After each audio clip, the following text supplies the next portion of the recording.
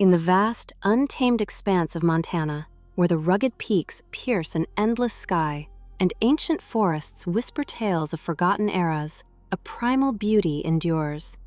This is a land etched by colossal forces, a wilderness so profound it seems to hold secrets from the dawn of time itself. And hidden deep within its formidable heart, a mystery of staggering proportions has begun to surface. A structure that defies conventional explanation, a colossal wall shrouded in an enigma so profound its origins are lost to the very mists of time. For centuries, this monumental edifice lay concealed, patiently awaiting discovery beneath a thick, verdant blanket of fallen trees and the accumulated detritus of countless seasons.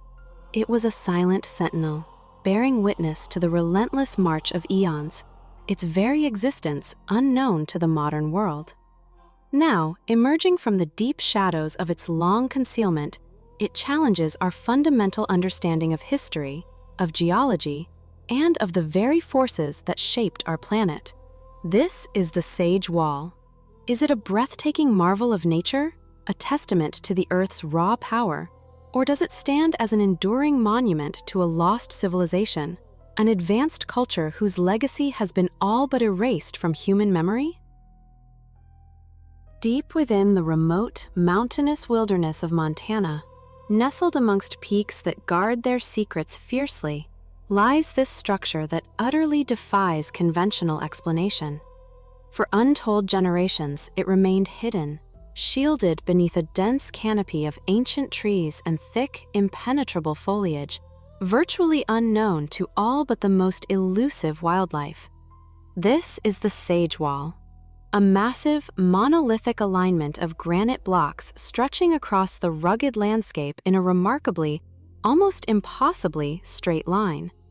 The sheer precision of its formation immediately raises profound questions. What ancient secrets does it guard? Could this truly be the meticulous handiwork of an ancient civilization? Or is it merely a spectacular yet natural manifestation of geological forces at play? As one approaches this imposing wall, the questions multiply, each more perplexing than the last. The structure is composed of enormous granite blocks, some estimated to weigh an astonishing 91 tons. These colossal stones are not merely stacked. They are intricately interlocked, fitted together with a precision that evokes the image of a colossal, ancient puzzle. The visible portion of this monumental construction extends for up to 275 feet in length, reaching impressive heights of 25 feet above the current ground level. Yet, remarkably, initial studies suggest that this formidable wall continues for another 15 feet below the surface, its true depth and scale still largely unknown. Granite, by its very nature, does not typically fracture or split into consistent 90-degree angles or sharp, uniform corners. Its natural cleavage patterns are far more erratic and unpredictable. This inherent characteristic of the stone only deepens the mystery. How did these immense, stubborn blocks come to be so precisely shaped, so meticulously arranged, and so perfectly interlocked? The level of engineering, if indeed it is human engineering, seems to transcend known ancient capabilities. The very discovery of the Sage Wall is a story of serendipity.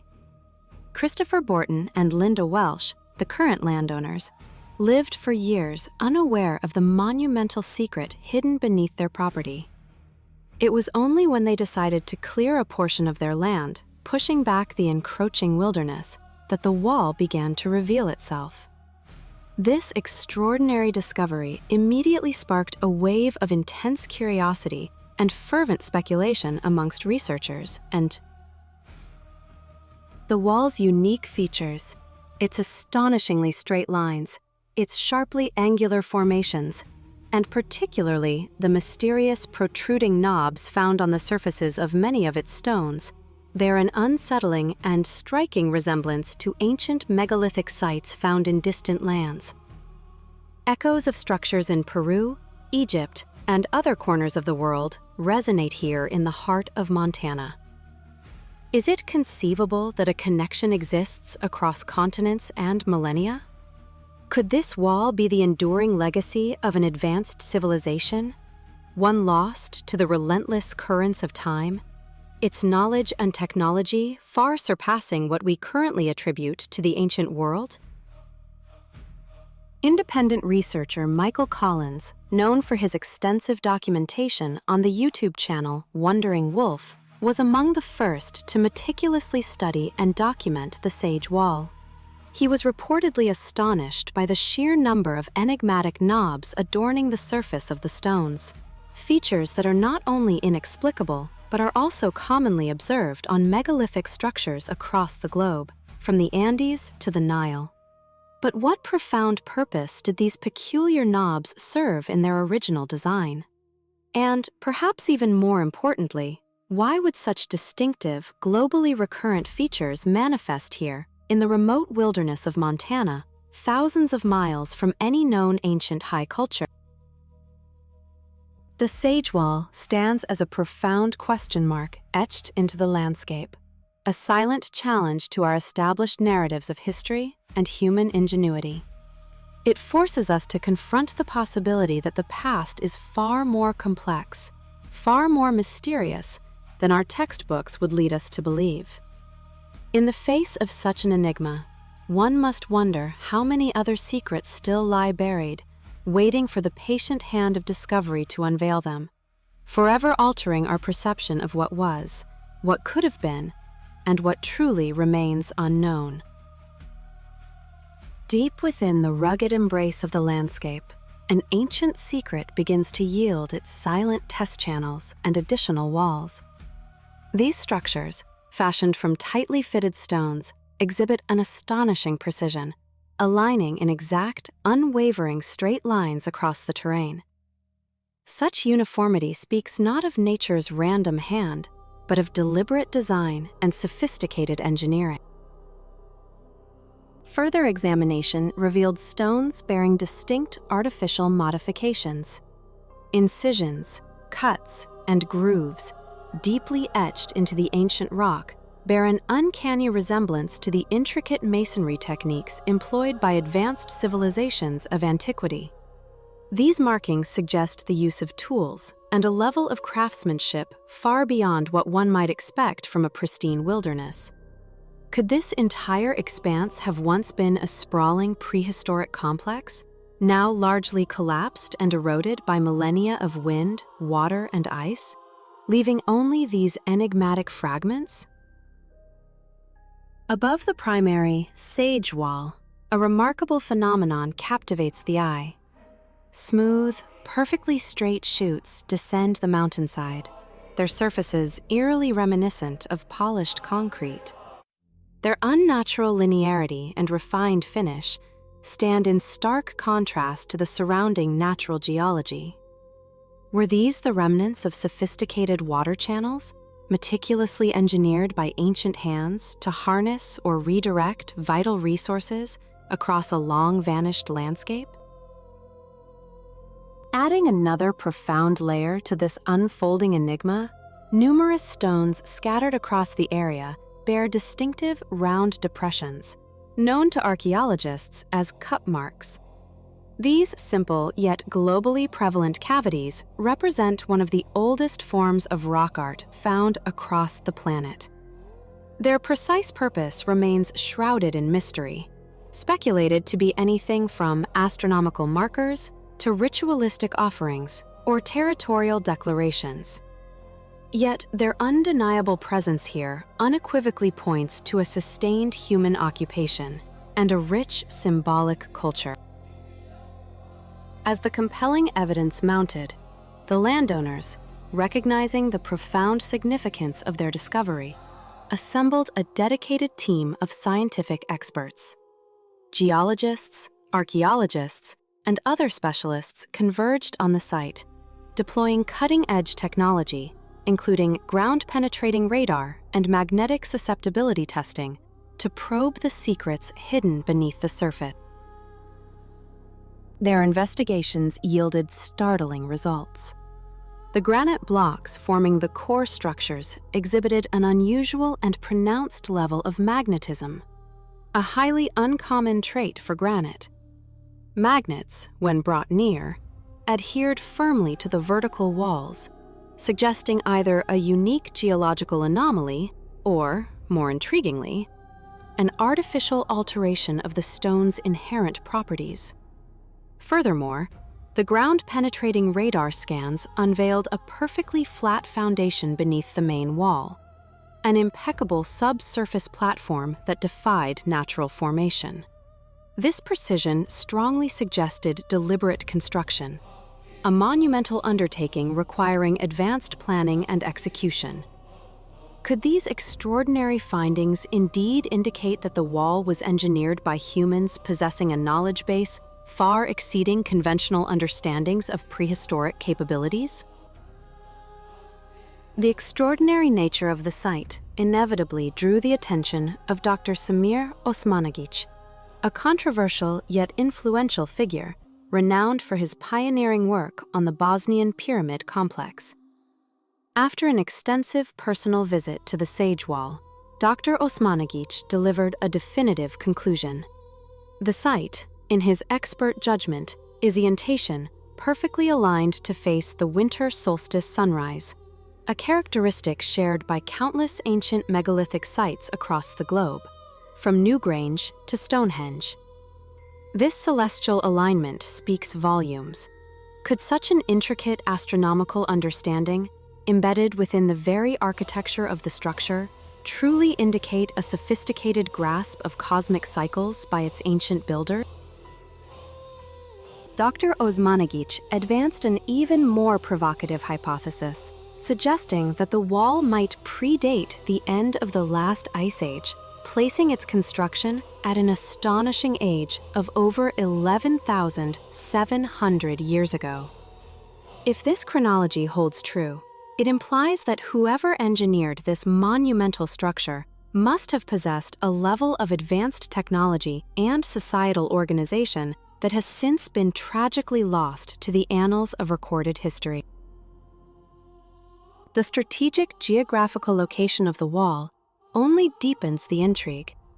It lies precisely along what were once vital ancient migration routes, a crucial corridor connecting Asia to North America.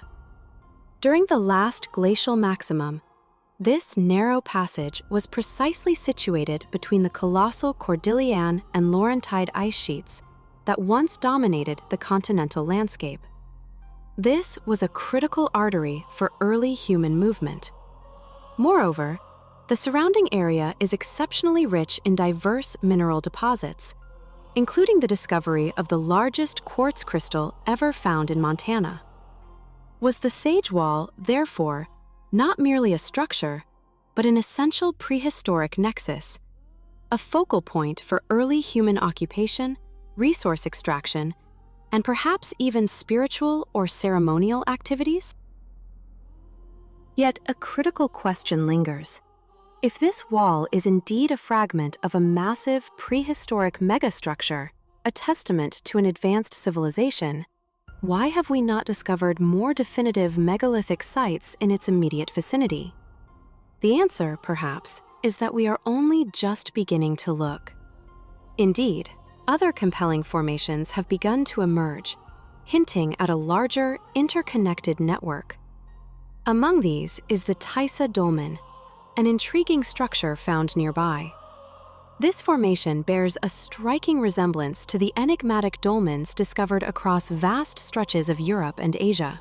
Monolithic stone tables often associated with ancient burials or ritual practices. This striking architectural parallelism, spanning continents, suggests a tantalizing possibility. A shared cultural tradition, a common technological lineage, or perhaps even a global network of ancient builders whose true story remains largely unwritten, waiting for us to decipher the stony pages of their forgotten past. The enduring mystery of such sites compels us to reconsider the very foundations of our understanding of human history. They stand as silent challenges to established timelines, whispering of lost knowledge and advanced civilizations that may have risen and fallen long before the dawn of recorded history. In their enigmatic presence, we confront the humbling possibility that the narrative we have constructed about our past is but a single chapter in an infinitely more complex and profound epic, much of which still lies buried, waiting to be rediscovered.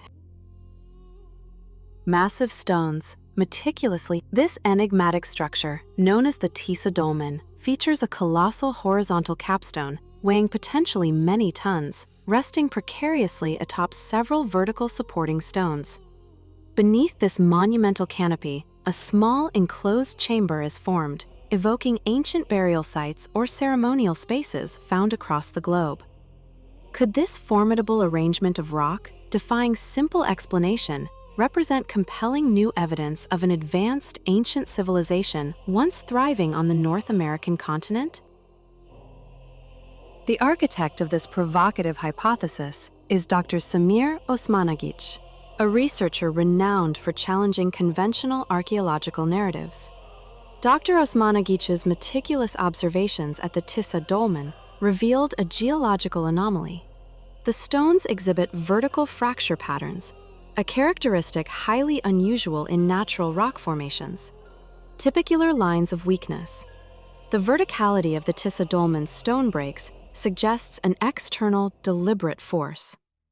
Dr. Osmanagić posits that these stones were originally formed horizontally within the Earth and were subsequently reoriented and precisely placed by an intelligent agency to construct the dolmen. The sheer scale and the seemingly impossible precision required to position the immense capstone, without the aid of modern machinery, further challenge the notion of a purely natural genesis. Such a feat, he argues, adding another layer to this geological and archaeological enigma, researcher Michael Collins has drawn striking parallels between the Tysa Dolmen and another controversial site, often referred to as the Sage Wall. Both locations display perplexing features, unusual knobs, perfectly circular holes, and strange, almost deliberate linear marks etched into their stone surfaces. These recurring characteristics ignite a fundamental question. Are these mere coincidences of natural erosion and geological processes, or do they represent the unmistakable hallmarks of man-made design, perhaps even an ancient form of masonry or architectural plan? However, a formidable contingent of skeptics offers compelling alternative explanations, grounding their arguments in established geological principles and archaeological methodology. Among these voices is author and explorer Timothy Alberino, who conducted an exhaustive, in-depth analysis of the Sage Wall. Alberino contends that the structure is unequivocally a natural formation, sculpted over millennia by the relentless forces of volcanic activity and subsequent tectonic shifts. He points to the intricate network of fissures and crevices within the wall, noting that these natural fractures originate from the base runs one might expect from human construction. Furthermore, a critical absence of evidence strengthens the skeptic's position. Were the Sage Wall or the Tysa Dolmen indeed the remnants of an ancient, advanced civilization? One would anticipate the presence of corroborating cultural artifacts. Yet extensive surveys have yielded no tools, no pottery shards, no remnants of hearths, nor any other tangible signs of human habitation that would typically accompany a significant man-made structure of such purported antiquity. This conspicuous lack of archaeological context presents a significant hurdle for the proponents of the ancient civilization theory. Supporting the natural formation hypothesis, geologist Dr. Stuart Parker provides a scientific framework for the enigmatic features observed. He explains that the peculiar knobs found on the stone surfaces could be the result of differential erosion, a common geological process where softer rock material erodes at a faster rate than harder, more resistant sections. This differential weathering leaves behind the harder mineral inclusions or concretions as prominent protrusions. Similarly, the crevices and fissures, which some interpret as deliberate markings, are entirely consistent with natural geological processes, such as cooling cracks in volcanic rock, fault lines, or stress fractures caused by tectonic movement and weathering. Yet, despite these robust geological explanations, the profound and uncanny resemblance of these formations to man-made structures found in other parts of the world continues to fuel the debate. How can nature, through seemingly random processes, create such striking symmetries, such deliberate-looking patterns, and such monumental arrangements that echo the sophisticated stonework of ancient Peru or Egypt? The passionate arguments on both sides persist, with each new discovery or reinterpretation adding another layer to the mystery. Is the Sage Wall, along with the Tysa Dolmen, a precious relic of an advanced, forgotten civilization, a testament to a lost chapter of human history? Or is it merely a remarkable natural formation, a geological masterpiece that so perfectly mimics intentional design that it beguiles the human eye and challenges our very perception of what is natural and what is artificial? Perhaps the truth lies in a synthesis, a complex interplay where both nature's immense power and ancient human ingenuity played their respective roles, either in shaping or in adapting these already impressive natural features. These extraordinary stone formations stand as profound challenges to our conventional understanding of history, geology, and the capabilities of ancient peoples. They invite us to explore possibilities that lie beyond the comfortable confines of established explanations, urging us to question, to investigate, and to remain open to the myriad secrets that the Earth and its earliest inhabitants may still hold. The quest for answers continues, a testament to humanity's enduring fascination with the deep past and the enigmatic traces it leaves behind. In the remote, unforgiving heights of the Andes, where the air thins and ancient shadows stretch long across the rugged terrain, stands a fortress that defies the very fabric of explanation. This is Sacsayhuaman, a titanic monument where the tangible reality of stone intertwines with the whispers of myth, and the echoes of a lost civilization resonate on the ever-present wind.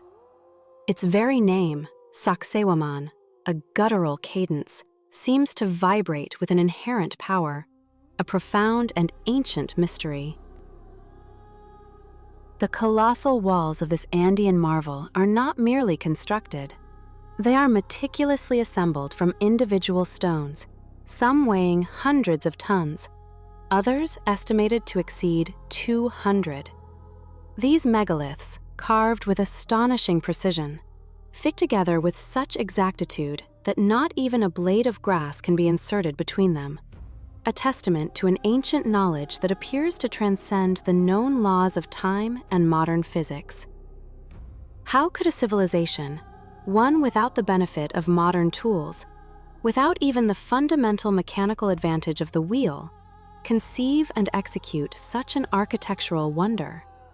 Did they possess a forgotten technology, perhaps an understanding of acoustics or geology now lost to us?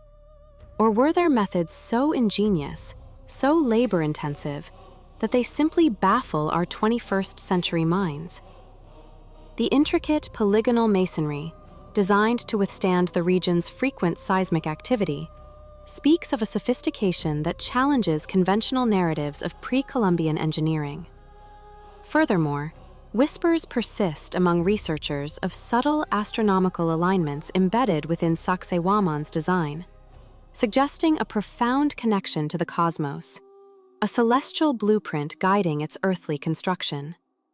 This fortress, strategically positioned above the sacred city of Cusco, remains a profound enigma, a place where the past refuses to remain silent, hinting that the secrets of a lost world may yet be revealed.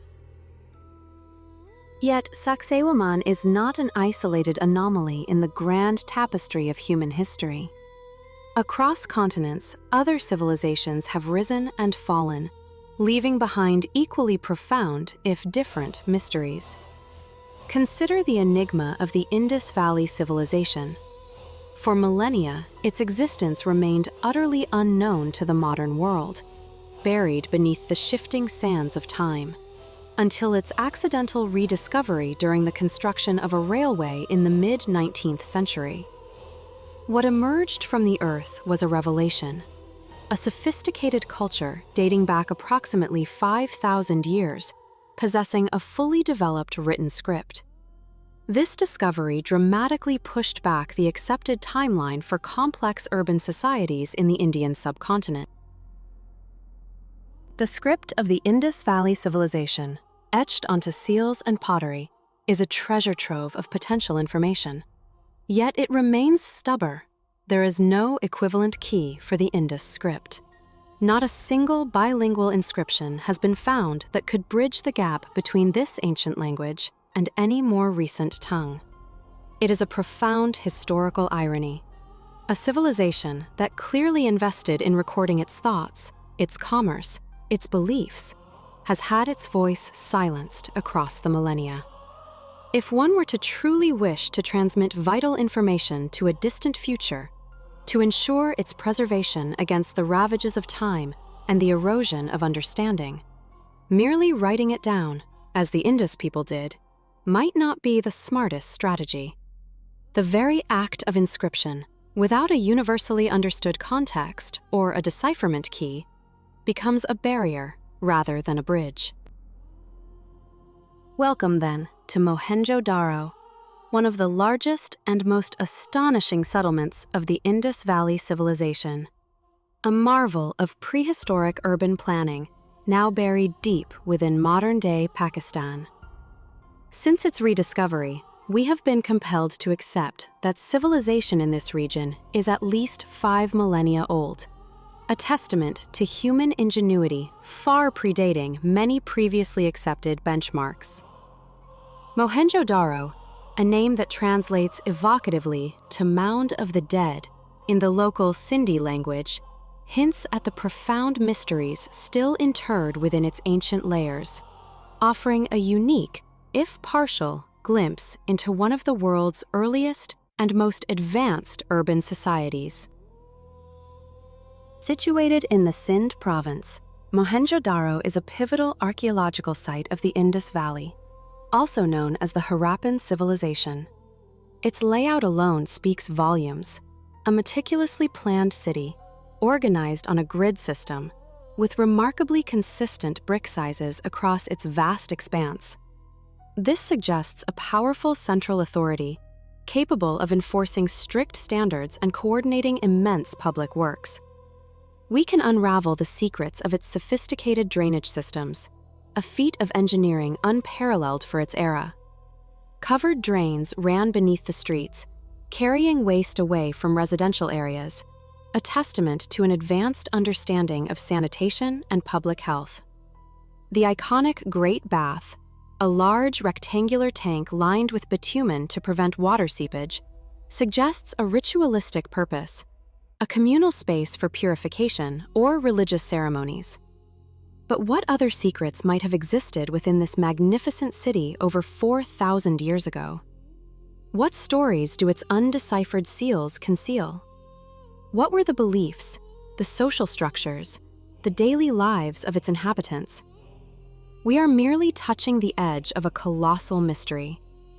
The ground beneath our feet still holds countless untold narratives, waiting for the archaeologist's trowel, for the next accidental discovery that might illuminate another facet of these extraordinary ancient worlds.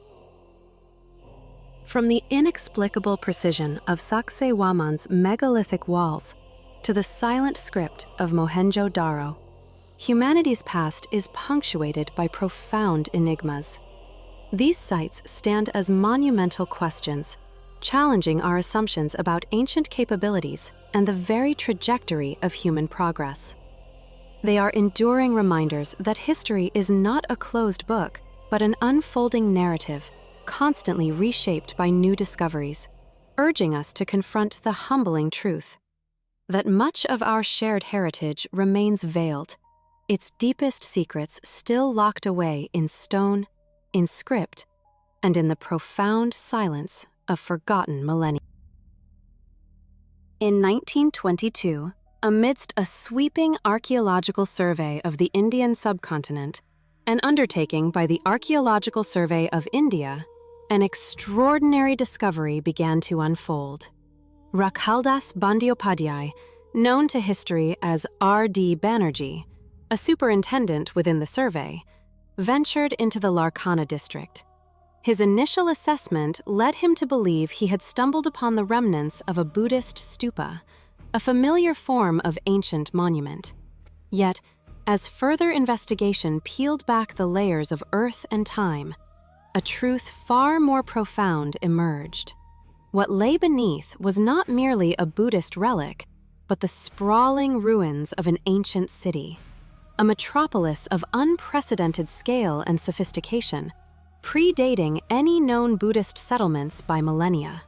Its very architecture, characterized by robust baked brick structures, hinted at an urban planning far beyond the prevailing understanding of ancient South Asian civilizations. The initial findings revealed not just isolated structures, but a vast network of highly sophisticated, complex constructions crafted from mud brick, meticulously arranged on an immense scale. These early glimpses suggested an organized society capable of monumental engineering and communal living. The true magnitude of Mohenjo-Daro, or Mound of the Dead Men, as it would later be known, began to be systematically unearthed in 1924, under the visionary leadership of Sir John Marshall, then Director General of the Archaeological Survey of India, and his diligent deputy, Ernest J. H. Mackay. Major excavations commenced.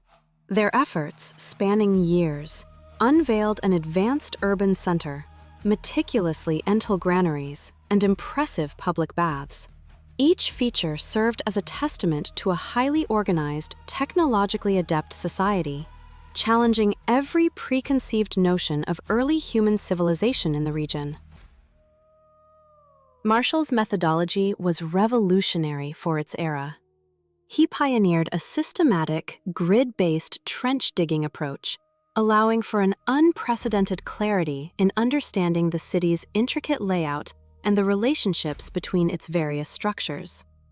Crucially, he insisted upon the meticulous use of photography and detailed on-site notes, ensuring that every finding was accurately documented, providing an invaluable record for future generations of scholars and archaeologists. Among the most remarkable revelations was the Great Bath, an imposing, watertight structure of baked brick measuring approximately 12 meters by 7 meters, with a depth of 2.4 meters. Its presence strongly suggested the site's importance for ritualistic or ceremonial purposes, highlighting a spiritual or communal dimension to the city's life. Complementing this architectural marvel was an astonishingly sophisticated sewage system, a network of covered drains and carefully engineered outlets that underscored the city's advanced urban planning and an acute awareness of public sanitation, a level of civic engineering not seen again for thousands of years. The geopolitical landscape shifted dramatically in 1947 with the partition of India, and Mohenjo-Daro found itself within the newly formed nation of Pakistan. This transition ushered in new phases of archaeological exploration. In the 1950s and 1960s, the mantle of discovery was taken up by pioneering Pakistani archaeologist Dr. Ahmad Hassan Dani. His rigorous work focused on uncovering the lower, older layers of the city, meticulously exploring residential areas that had remained untouched by previous expeditions. These deeper investigations offered crucial chronological data, and enriched the understanding of the city's evolution over centuries. It is within relatively recent memory that the world of archaeology has embraced the existence of a vast, previously unknown, lost civilization: the Indus Valley Civilization. Mohenjo-Daro stands as its most iconic revelation. Later excavations, building upon the foundations laid by Marshall and Donny, shifted their focus towards understanding the daily lives of the inhabitants. Thousands of artifacts were meticulously catalogued: exquisite pottery, utilitarian tools crafted from stone and copper, intricate ornaments of shell, faience, and precious metals. These objects, mundane yet profound, provided invaluable insights into their daily activities, their sophisticated trade practices extending across vast distances, and the nuanced aspects of their cultural and artistic expression. As archaeological techniques continued their relentless evolution, subsequent excavations at Mohenjo-Daro incorporated increasingly modern methods. Stratigraphic analysis, the careful study of layered deposits to determine chronological sequences, became paramount, aiding in the more accurate dating of the city's complex layers and providing a clearer timeline of its rise and eventual decline. Concurrently, there was a significant and growing emphasis on deploying refined conservation techniques. The fragility of delicate artifacts and the very building materials exposed during the digs demanded innovative approaches to preservation, ensuring that these irreplaceable fragments of the past could endure for future study and appreciation. From the 1970s onwards, the overarching efforts at Mohenjo-Daro predominantly shifted. The era of grand-scale excavation began to wane, giving way to an urgent imperative: the preservation of the site's integrity. The relentless forces of nature, wind, water, and salinity, coupled with the sheer passage of time, threatened the very existence of these ancient structures. The focus became one of safeguarding, stabilizing, and understanding the delicate balance required to protect this profound testament to human ingenuity. For what is discovered must also be preserved, a silent echo across millennia, reminding us of the enduring mysteries of civilization and our ceaseless quest to comprehend the legacies etched into the very earth beneath our feet. The very fabric of the site faced relentless threats: the insidious creep of salinity, the destructive embrace of waterlogging, and the inevitable deterioration of its ancient materials. Each passing season, these forces gnawed at the foundations of history, imperiling a legacy etched in mud brick and stone. In recognition of its profound, irreplaceable value and the urgent imperative for its protection, Mohenjo-Daro was formally declared a UNESCO World Heritage Site in 1980. This designation was more than a mere title. It was a global beacon, drawing international attention and galvanizing vital funding. These resources were meticulously directed towards the preservation and safeguarding of this unparalleled ancient window into the earliest expressions of urban life, a testament to humanity's first grand experiments in communal living. Beyond the ongoing battle against decay and the intriguing discoveries unearthed, the urban layout and architectural genius of Mohenjo-Daro stand as truly remarkable achievements. They reflect a level of sophistication and a monumental scale that remains astounding for its epoch, spanning the period from approximately 2600 BCE to 1900 BCE. As an indispensable cornerstone of the ancient Indus Valley civilization, this sprawling metropolis offers profound, unparalleled insights into the foundational techniques of urban planning and architectural design. Principles so robust, they have demonstrably withstood the unforgiving crucible of time. Mohenjo-Daro, at its documented extent, spanned at least 1.5 square kilometers, Yet some scholarly estimates suggest its true footprint, at its zenith, might have encompassed an astonishing 5 square kilometers, or even more, firmly establishing it as one of the largest and most densely populated cities of its era. This scale alone speaks volumes about the administrative capacity and societal organization of its inhabitants. The city was not merely built, it was meticulously conceived and executed, adhering to a sophisticated grid system that elegantly divided the urban expanse into 2 distinct zones: a sprawling lower town and a more elevated, perhaps ceremonial or administrative, citadel area. Its primary thoroughfares, running with rigorous precision along true north-south and east-west axes, sliced the city into a series of remarkably well-organized rectilinear blocks.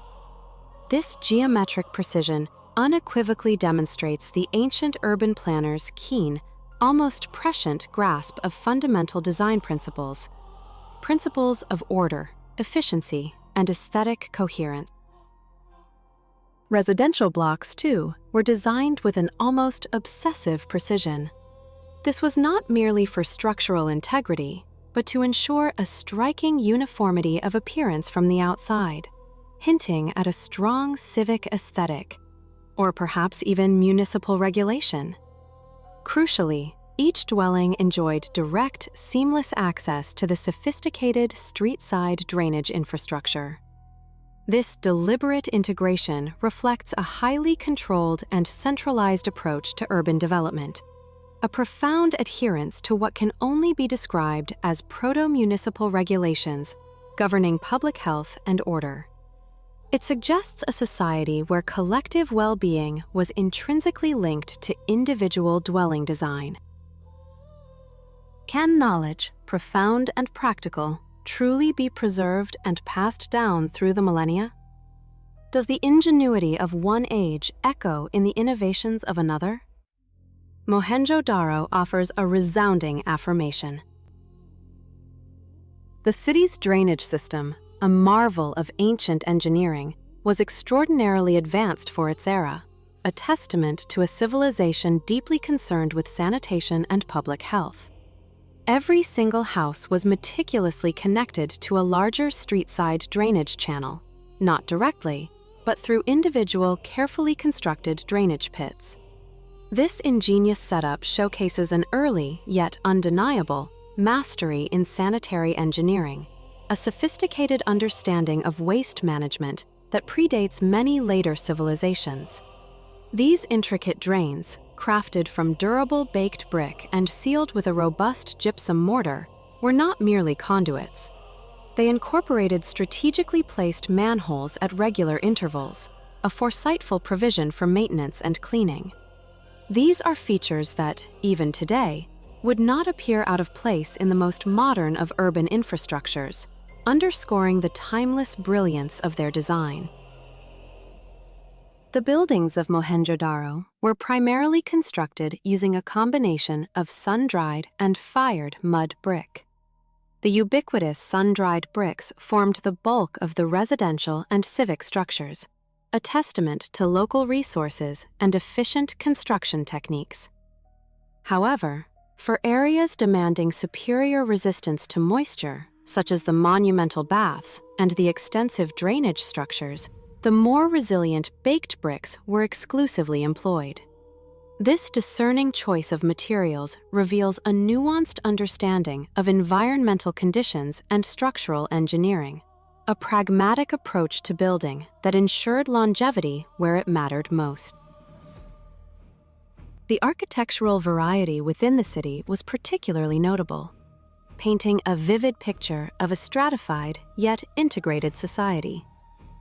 Homes ranged from the humble, single-room dwellings, perhaps housing the working classes or recent arrivals, to expansive, multi-story edifices. This spectrum of housing undeniably indicates a society with significant socioeconomic diversity, where status and wealth were subtly, yet clearly, expressed through architectural scale and embellishment. A typical house, regardless of its size, often featured a central courtyard, an architectural archetype designed to maximize natural light and ventilation to the surrounding rooms. Some of these remarkable dwellings boasted 2 and even 3 stories, a feat of construction that required considerable skill and resources, further highlighting the advanced capabilities of Mohenjo-Daro's builders. To walk through the phantom streets of Mohenjo-Daro is to witness the enduring human quest for order, for comfort, and for a collective existence that transcends mere survival. It is a profound meditation on how the aspirations of a distant past continue to resonate, offering silent yet powerful lessons for the urban complexities of our own time. In its meticulously planned ruins, we find not just stones and bricks, but the very blueprint of an ancient dream, a testament to the timeless impulse to build, to organize, and to endure. The standardization inherent in brick dimensions, typically measuring 7 by 14 by 28 centimeters, reveals a profound insight into the organizational capabilities of the ancient Indus Valley civilization. Such uniformity points unequivocally to a sophisticated, centralized system governing the production and distribution of building materials. This was not a haphazard collection of individual efforts, but rather a meticulously managed enterprise, implying a robust administrative structure capable of enforcing precise specifications across a vast urban landscape.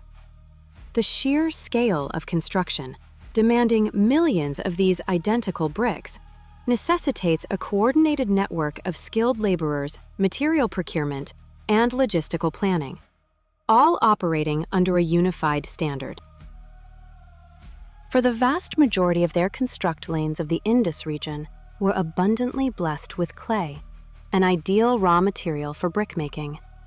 This local availability minimized transport costs and labor, allowing for the rapid and extensive development mixing with water and temper, molding into precise forms, and then either sun-drying or firing in kilns to achieve the requisite durability.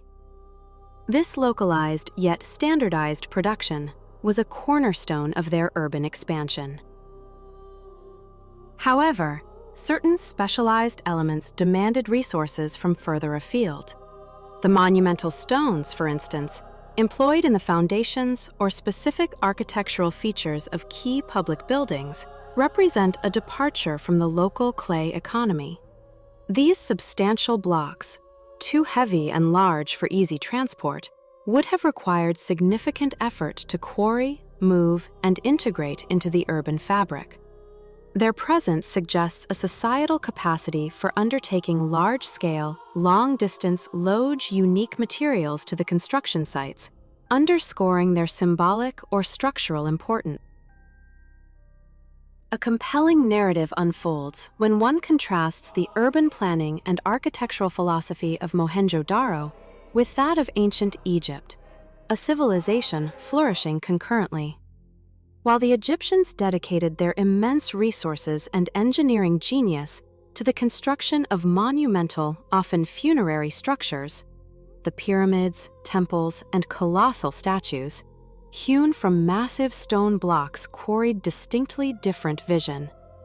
Their focus was not on individual glorification or the afterlife, but on the creation of a pragmatic, functional urban landscape designed to prioritize civic amenities and the collective residential comfort of its inhabitants. The Egyptian landscape was dominated by structures of awe and reverence, symbols of divine kingship and eternal life, requiring unparalleled feats of quarrying, shaping, and precise placement of stones weighing many tons. In contrast, Mohenjo-Daro articulated a vision of collective well-being, where standardized housing, sophisticated drainage systems, and public infrastructure defined the urban experience. This fundamental divergence in architectural ambition reflects profound differences in societal values, governance, and spiritual priorities.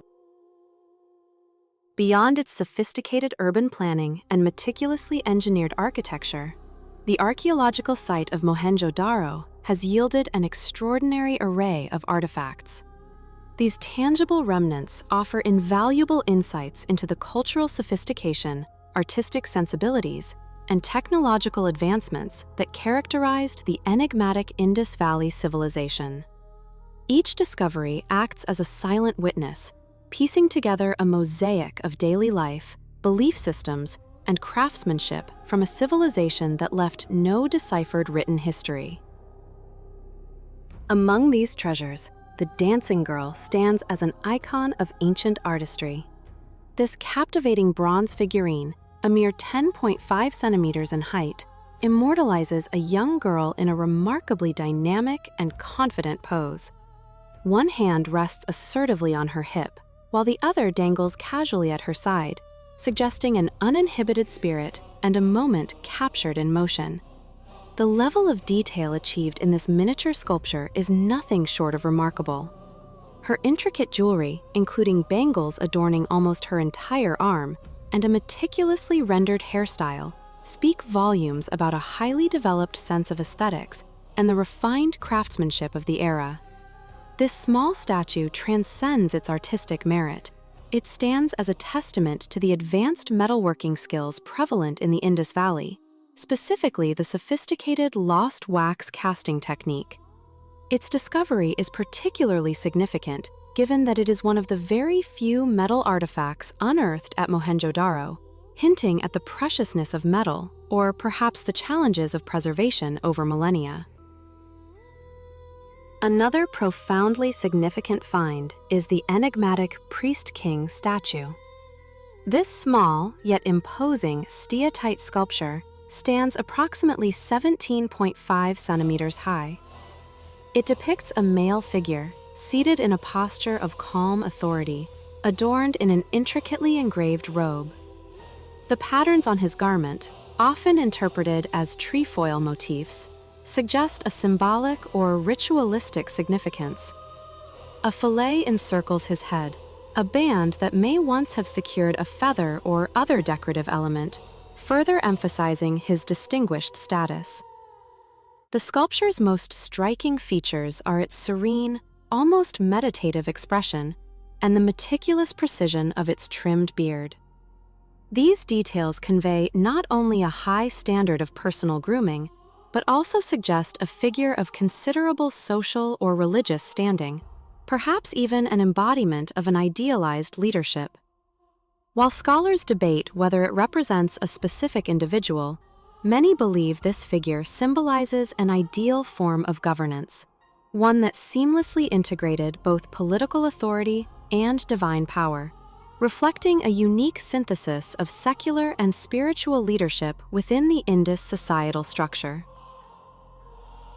Yet perhaps the most architecturally impressive and socially revealing discovery at Mohenjo-Daro is the Great Bath. This colossal structure, a testament to advanced hydraulic engineering, is a precisely constructed tank measuring approximately 12 meters long, 7 meters wide, and 2.4 meters deep. Its walls, built from finely fitted baked bricks, were rendered watertight with a thick layer of natural tar, or bitumen, a remarkable feat of ancient engineering designed to prevent water seepage. A wide staircase descends into the northern and southern ends of the tank, while a small brick platform at the south end suggests a diving point or a place for ritualistic ablutions. Surrounding the bath were smaller rooms, some co-private bathing areas. The purpose of the Great Bath remains a subject of scholarly debate, but the prevailing theory suggests it served a pivotal role in public ritualistic bathing, a communal space for purification ceremonies or religious rites.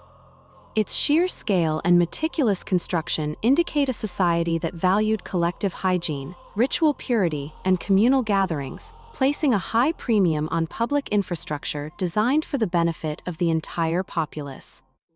The Great Bath, therefore, is more than just an architectural marvel. It is a profound window into the communal spirit and the social fabric of an ancient citizens, leaving behind a legacy of pragmatic urbanism that continues to challenge our understanding of ancient.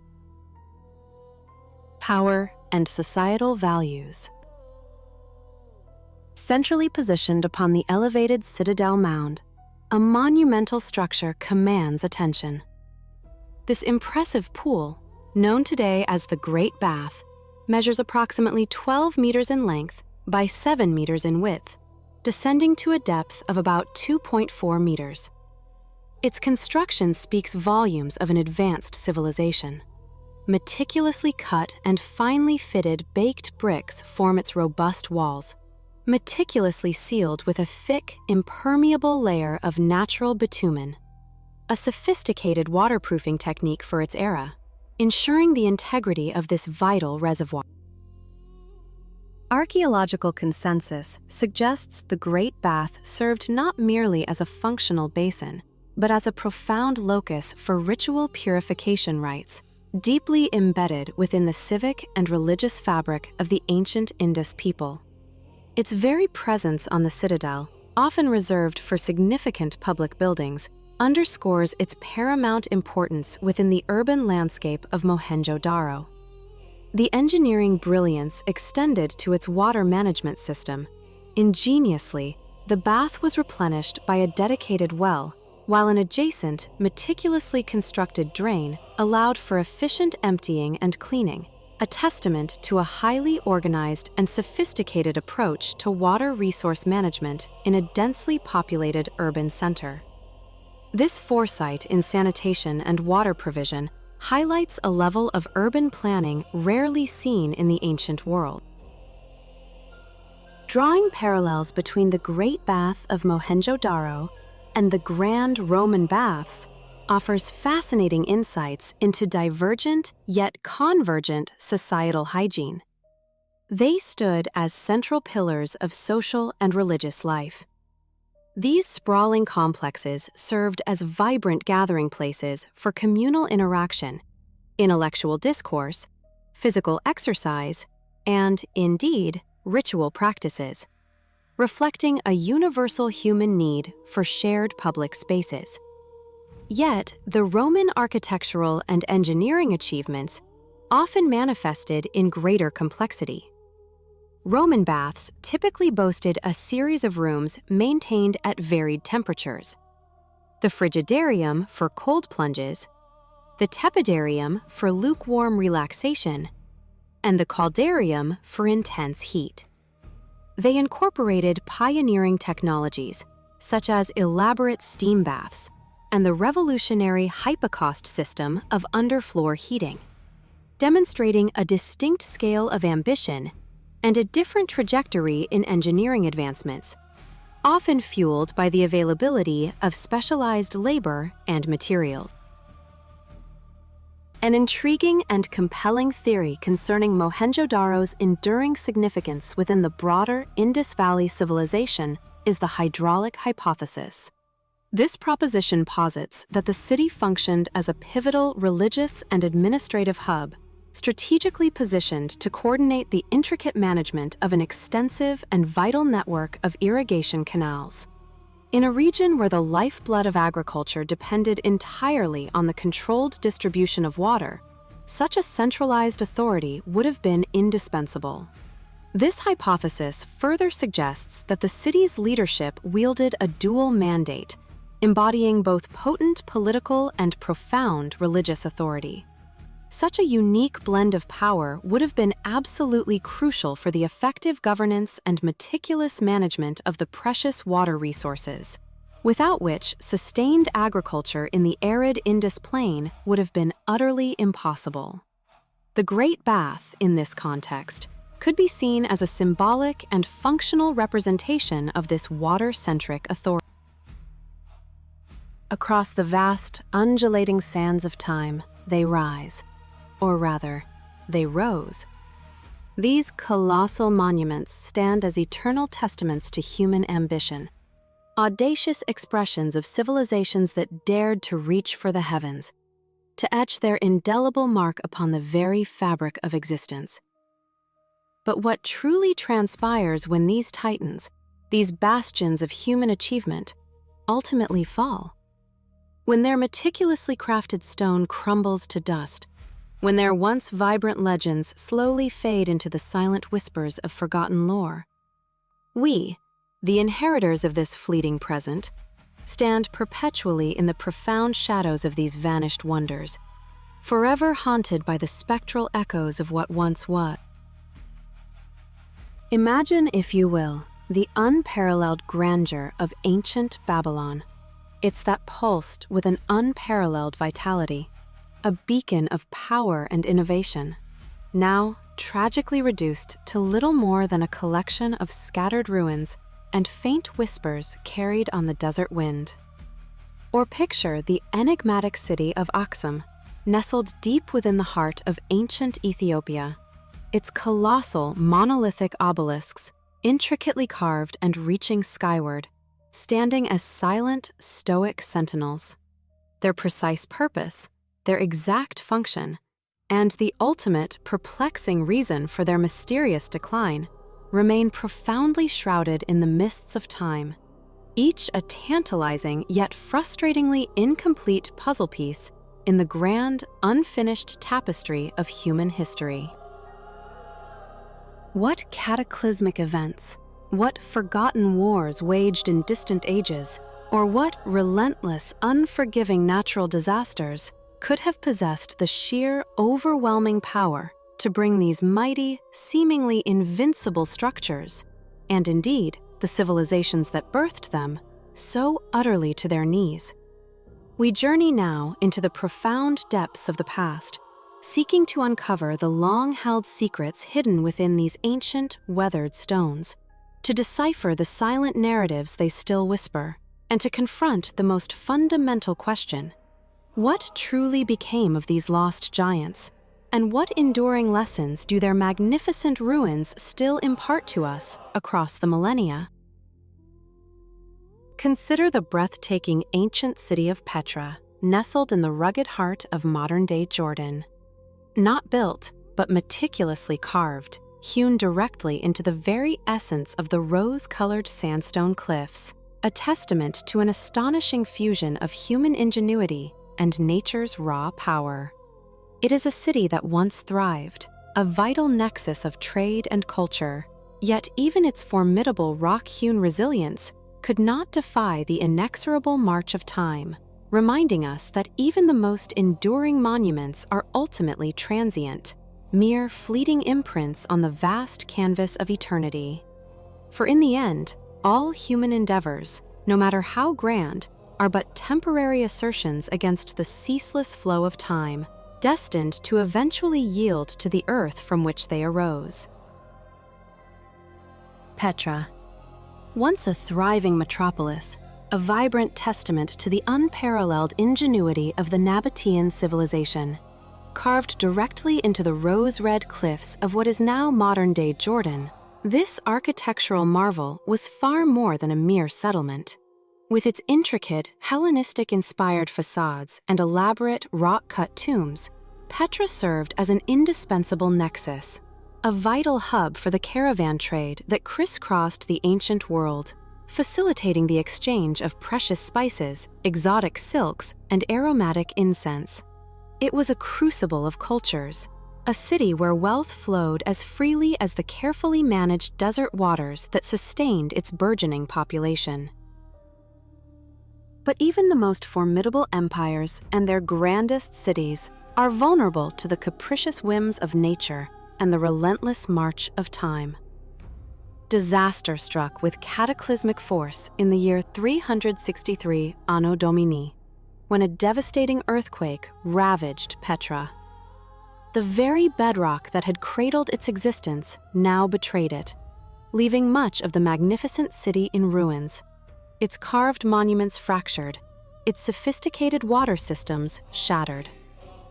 While this seismic upheaval undoubtedly played a significant, perhaps even pivotal role in Petra's precipitous decline, the precise, nuanced reasons for its eventual, complete abandonment remained for centuries shrouded in an impenetrable veil of mystery. Was it the cumulative effect of repeated tremors, the shifting sands of trade routes, the diminishing availability of vital resources, Or perhaps the encroaching influence of rival empires that sealed its fate? For more than a millennium, Petra lay forgotten. A ghost city whispered about in ancient texts, its existence fading into legend, hidden deep within the desolate, unforgiving expanse of the Jordanian desert. Its rediscovery in the year 1812 by the intrepid Swiss explorer Johann Ludwig Burckhardt, who navigated the treacherous terrain disguised as an Arab scholar, was a moment that reverberated across the globe.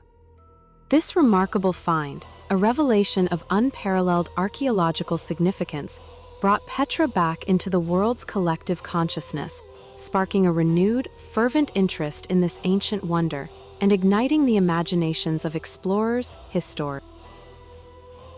Our journey now transports us across continents to the very heart of ancient Ethiopia, to the fabled city of Axum. Here, amidst the rugged highlands, towering obelisks, meticulously carved from single, colossal blocks of granite, once stood sentinel, silent guardians bearing witness to the grandeur of a lost civilization. These monolithic stelae, some soaring to dizzying heights, were not mere decorative elements. They were profound expressions of power, faith, and engineering prowess. The most impressive of these ancient monuments, the Great Stele, or Obelisk of Axum, once pierced the sky, reaching an astonishing height of 24 meters and weighing a staggering 160 tons. These monumental obelisks served as solemn markers for intricate underground burial chambers, with the largest and most elaborately decorated ones reserved for the hallowed tombs of Axumite royalty. Their surfaces were intricately adorned with false doors and windows, meticulously carved in relief, mimicking the multi-story palaces and grand residences of the Axumite elite, thereby showcasing the advanced craftsmanship and sophisticated architectural understanding of this powerful civilization. Yet, despite their immense scale and apparent solidity, many of these magnificent obelisks have long since collapsed and broken, their massive fragments scattered across the landscape, leaving archaeologists to perpetually puzzle over the precise cause of their destruction. Was it the violent tremors of a powerful earthquake? A fundamental structural flaw inherent in their colossal design? Or perhaps a deliberate iconoclastic act of vandalism by invading forces? The Ages. From the highlands of Ethiopia, we traverse vast distances to the legendary city of Babylon, the undisputed jewel of ancient Mesopotamia. This bustling metropolis, situated strategically on the fertile banks of the Euphrates River, was once home to an estimated 200,000 people, a staggering population for its era. Undergone the ancient world for its unparalleled architectural wonders. Among these were the mythical Hanging Gardens, a verdant marvel often cited as one of the Seven Wonders, the magnificent Ishtar Gate, resplendent with its glazed blue bricks and vibrant depictions of animals, and the towering Etemenanki, the ziggurat believed to be the inspiration for the biblical Tower of Babel. Babylon's grandeur, its unparalleled opulence and strategic importance, was immortalized not only in the annals of ancient historical texts, but also in the rich tapestries of biblical accounts, cementing its place in human consciousness. Yet, even this seemingly impregnable city, a beacon of civilization for centuries, eventually succumbed to a tragic turn of fate. After a prolonged period of dominance, Babylon fell under the successive control of various conquering empires, the Persians, the Macedonians under Alexander the Great, and later the Seleucids. Its magnificent structures, once symbols of imperial might, were gradually destroyed, dismantled for their precious materials, or simply fell into irreversible disrepair as new capitals arose and the city's strategic importance waned. While some historians attribute the city's decline to a complex interplay of political instability, the relentless shifting of vital trade routes, and the rise of new regional powers, the precise reasons for the ultimate destruction and disappearance of its most iconic landmarks remain a subject of fervent scholarly debate, a testament to the enigmatic nature of history. Our epic journey through the remnants of forgotten glories continues, leading us now to the sun-drenched island of Rhodes, where we encounter the Colossus of Rhodes, an awe-inspiring bronze statue dedicated to the Greek sun god Helios. This colossal monument, an engineering marvel of the Hellenistic age, rose to an astonishing height of over 30 meters, dwarfing all who beheld it. It was erected not merely as an act of devotion, but as a profound symbol of defiance and triumph, commemorating the Rhodians' hard-won victory over the relentless siege laid by Demetrius I of Macedon, known as Poliorcetes, the Besieger, in the year 305 BCE. Crafted over 12 arduous years by the sculptor Chares of Lindos, the Colossus was an unprecedented feat of construction. Its massive bronze skin was supported by an intricate iron framework and a sturdy stone core, a testament to the advanced metallurgical and engineering skills of the ancient Greeks. Though often depicted straddling the harbor entrance, a more plausible reconstruction places it proudly on a massive pedestal overlooking the port, its radiant presence a constant reminder of Rhodian resilience and their gratitude to Helios for feeding. For only 54 years, a powerful earthquake struck Rhodes in 226 BCE, causing the mighty Colossus to buckle and collapse. Its colossal fragments lay scattered for nearly 800 years, an object of wonder even in its ruin, until they were eventually salvaged and sold, their precious bronze melted down. From the rock-hewn city of Petra to the fallen obelisks of Axum, the buried grandeur of Babylon, and the fragmented Colossus of Rhodes, these monumental ruins whisper tales of human ambition, ingenuity, and the relentless, often brutal forces that shape civilizations. They stand as poignant reminders that even the most magnificent achievements, born of extraordinary vision and immense labor, are ultimately ephemeral, subject to the inevitable erosion of time, the unpredictable wrath of nature, and the ceaseless tides of political change.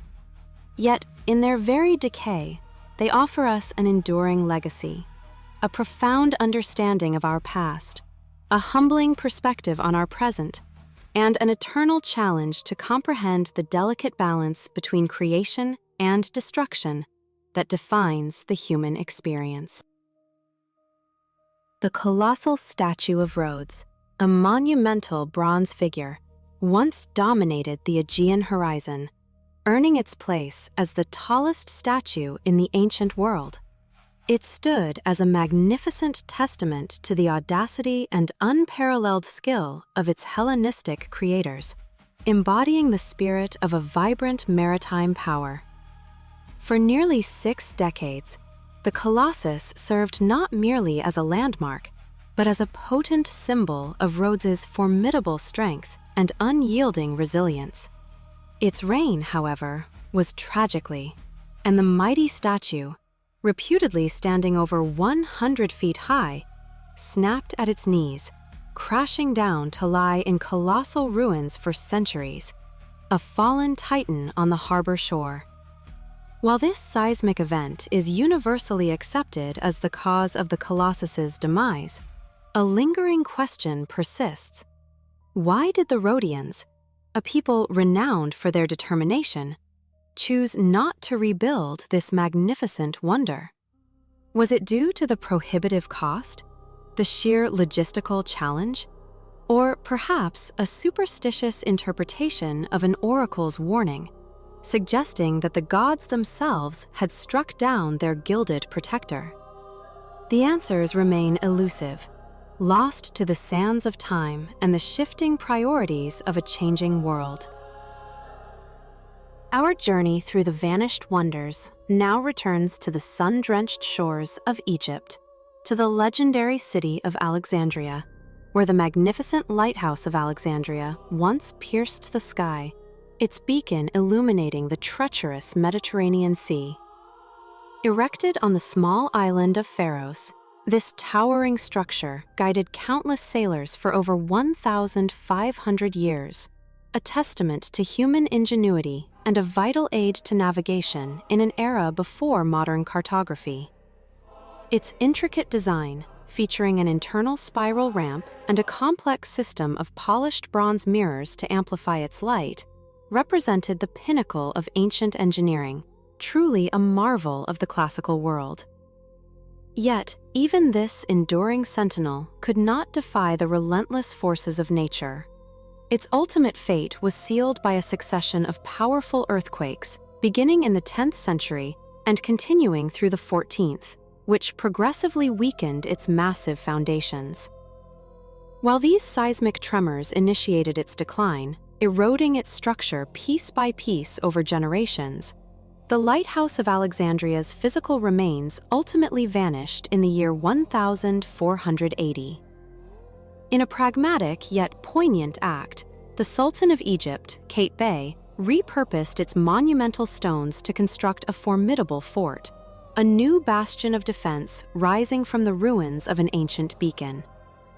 The precise circumstances surrounding its final dismantling and the decision to recycle its hallowed components for a new utilitarian structure remain shrouded in the mists of historical ambiguity, a stark reminder of how the past is often consumed to build the present.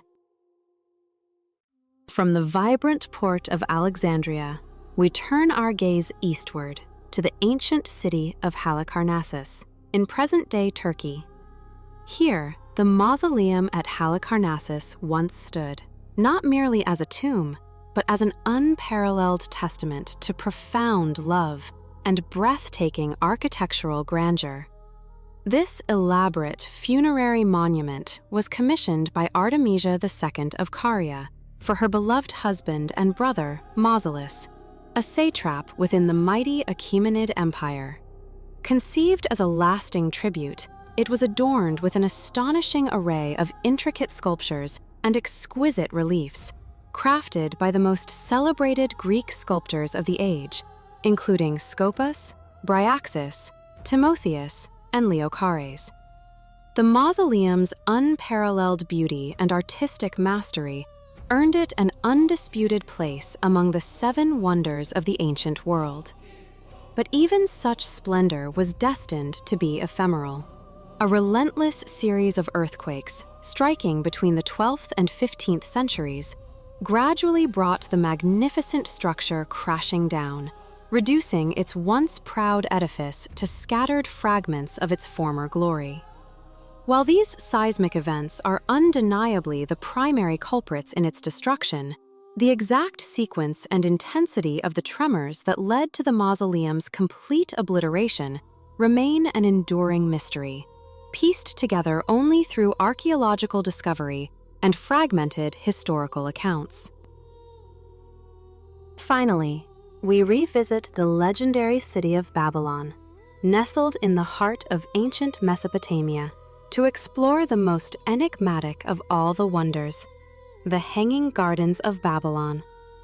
These legendary gardens, often depicted as a verdant paradise suspended in the arid landscape, are said to have been constructed by the powerful king Nebuchadnezzar II as a magnificent gift for his homesick wife, Amytis, who longed for the lush, mountainous landscapes of her Median homeland.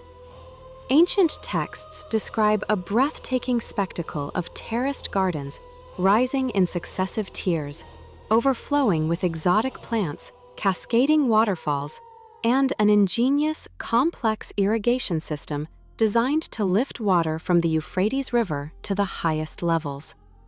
It was a marvel of both engineering and horticulture, a testament to Babylon's advanced understanding of hydraulics and landscape design. Yet, despite extensive archaeological excavations conducted over 2 centuries, no definitive physical evidence of the Hanging Gardens has ever been found within the ruins of Babylon itself. This profound absence has led some scholars to question their very existence, suggesting they may have been a romanticized myth, a poetic exaggeration, or even a misattribution.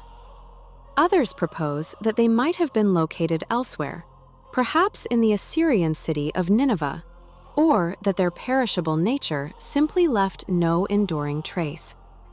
The Hanging Gardens remain a captivating phantom, a testament to the power of ancient storytelling and the enduring allure of a dream that may or may not have been a reality. These vanished wonders, each a pinnacle of human aspiration and architectural genius, stand as poignant reminders of the transient nature of even our grandest achievements. They speak to the relentless power of nature, the shifting tides of human endeavor, and the inevitable erosion of time.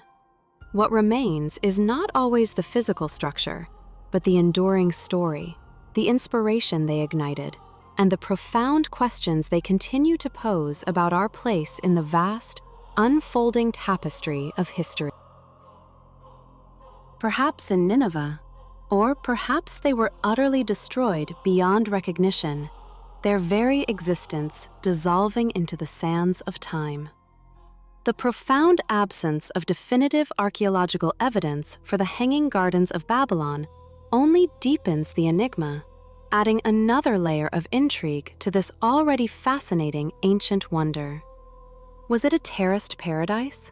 A verdant mountain rising from the arid plains, a testament to Nebuchadnezzar II's love for his homesick queen? Or was it a later king, Sennacherib, who built such a marvel in the Assyrian capital of Nineveh, its legend later mistakenly attributed to Babylon? The debate rages on, a whisper across millennia, challenging our perceptions of history and the very reliability of ancient accounts. What remains is a powerful image, a symbol of engineering prowess and natural beauty, forever suspended between myth and elusive reality. Our journey then leads us to Olympia, Greece, a sacred precinct where the magnificent, monumental statue of Zeus once presided over his grand temple. This colossal chryselephantine statue, a breathtaking fusion of gold and ivory, ebony and precious stones, was crafted by the renowned sculptor Phidias in the 5th century BC. It depicted the king of the gods seated on an elaborate, intricately adorned throne, his gaze commanding, his presence overwhelming. The sheer scale and artistry of this masterpiece inspired profound awe and wonder in all who beheld it, a tangible manifestation of divine power. For nearly 800 years, it drew pilgrims and athletes from across the Hellenic world, standing as the spiritual heart of the Olympic Games. Yet, this unparalleled work of art met an unfortunate end, vanishing sometime before the 6th century AD. While some ancient accounts suggest it was tragically consumed by fire within its own temple at Olympia, others claim it was transported, perhaps by Roman emperors, to the bustling imperial capital of Constantinople, only to perish in a devastating conflagration there, possibly within the Laocoon Palace. The precise circumstances of its destruction and the ultimate fate of its precious components remain a subject of intense speculation, a void in our understanding of one of antiquity's greatest treasures. From the sacred groves of Olympia, we traverse the ancient world to Ephesus in present-day Turkey to explore the Temple of Artemis, a marvel of ancient Greek architecture and a testament to human devotion. This colossal temple, dedicated to the goddess of the hunt, wilderness, and childbirth, was renowned throughout the Mediterranean for its sheer size and unparalleled grandeur. It was not merely a place of worship, but a vibrant economic hub, a sanctuary, and a repository for art. Rebuilt not once, but several times throughout its tumultuous history, each iteration was designed to be more magnificent than the lair.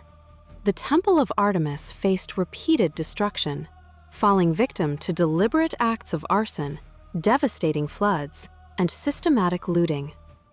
Famously, in 356 BC, a man named Herostratus deliberately set the temple ablaze, seeking immortality through infamy. Later, in the 3rd century AD, it was ravaged by the invading Goths.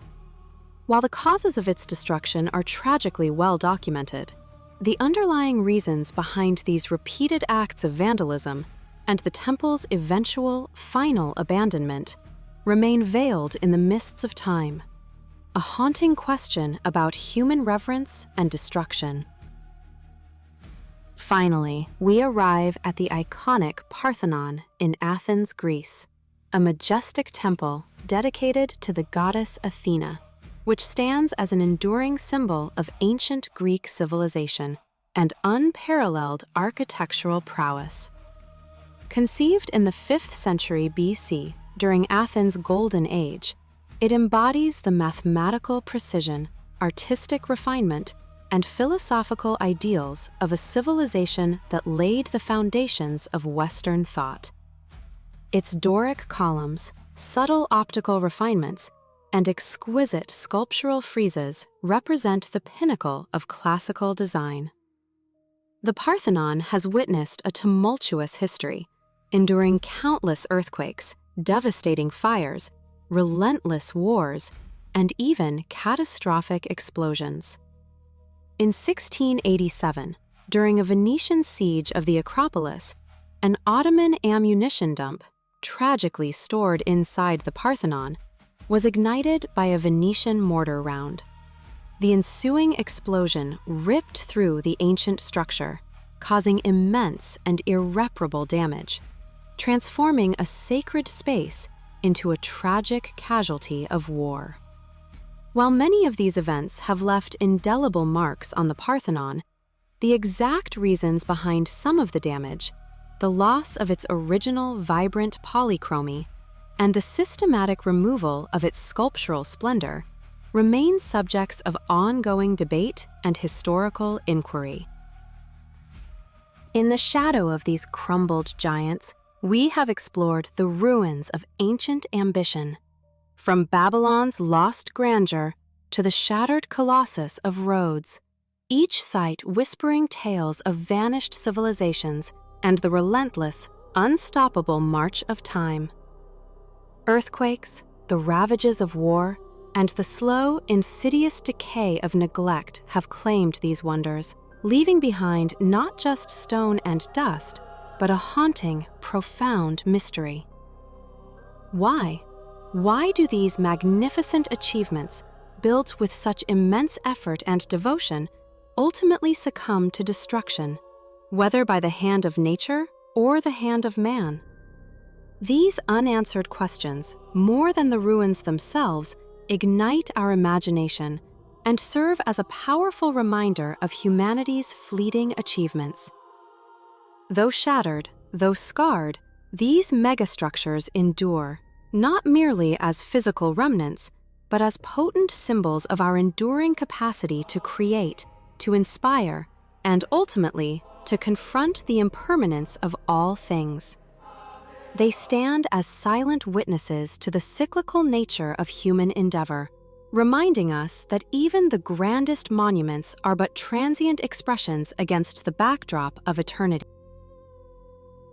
Under a shroud of pre-dawn mist, clinging to the ancient contours of a Korean hillside, a silent tableau unfolds.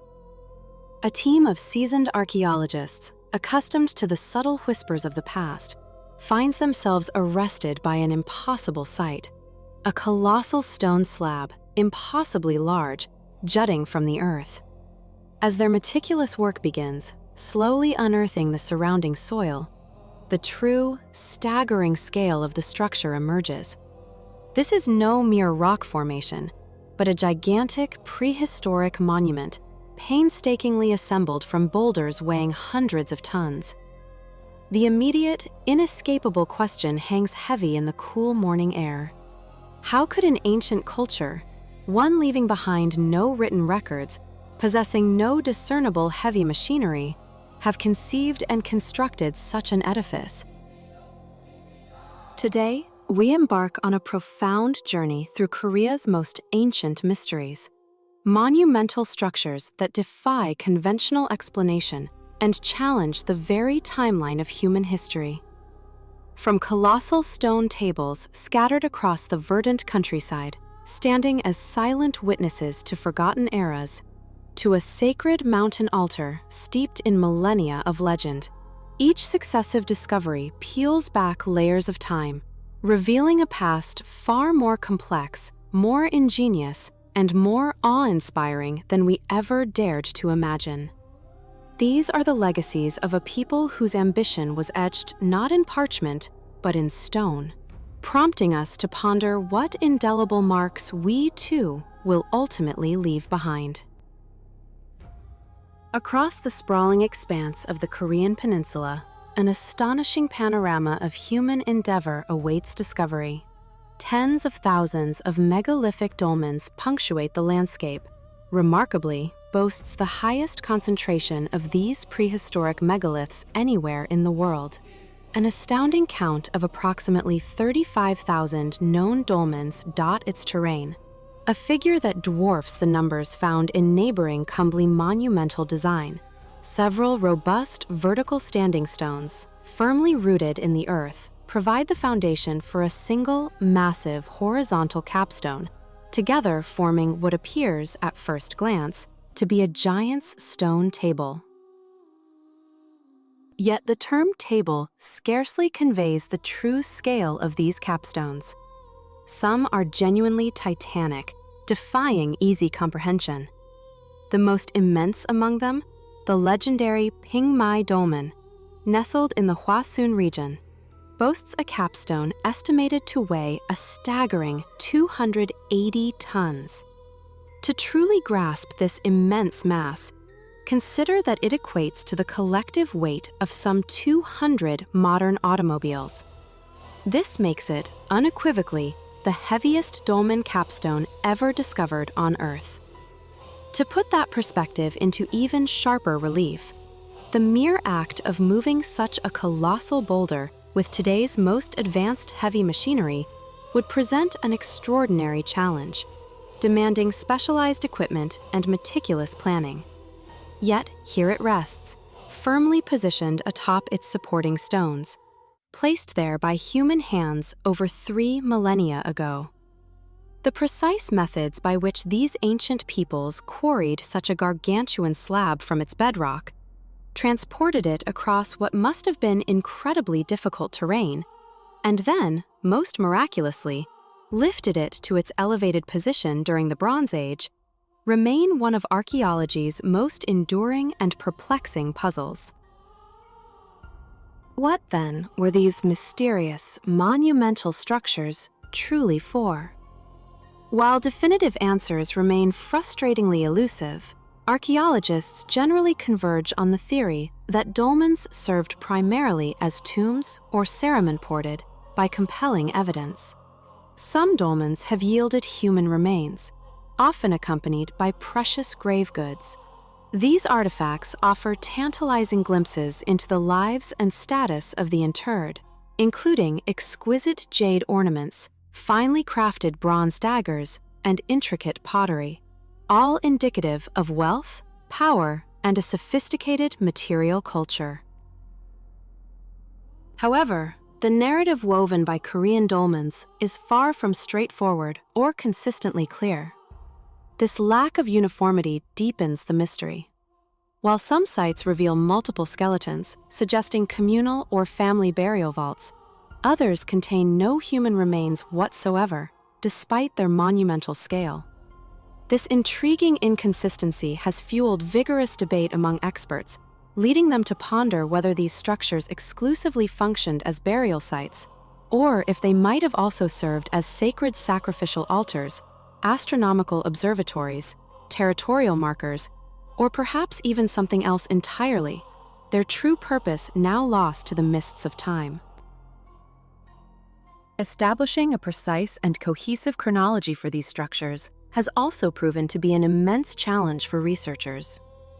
With such an overwhelming number of dolmens, often clustered together in vast dolmen cemeteries comprising dozens of individual monuments, the task of meticulously mapping out the temporal spread and cultural evolution of the dolmen-building societies is an ongoing, monumental undertaking.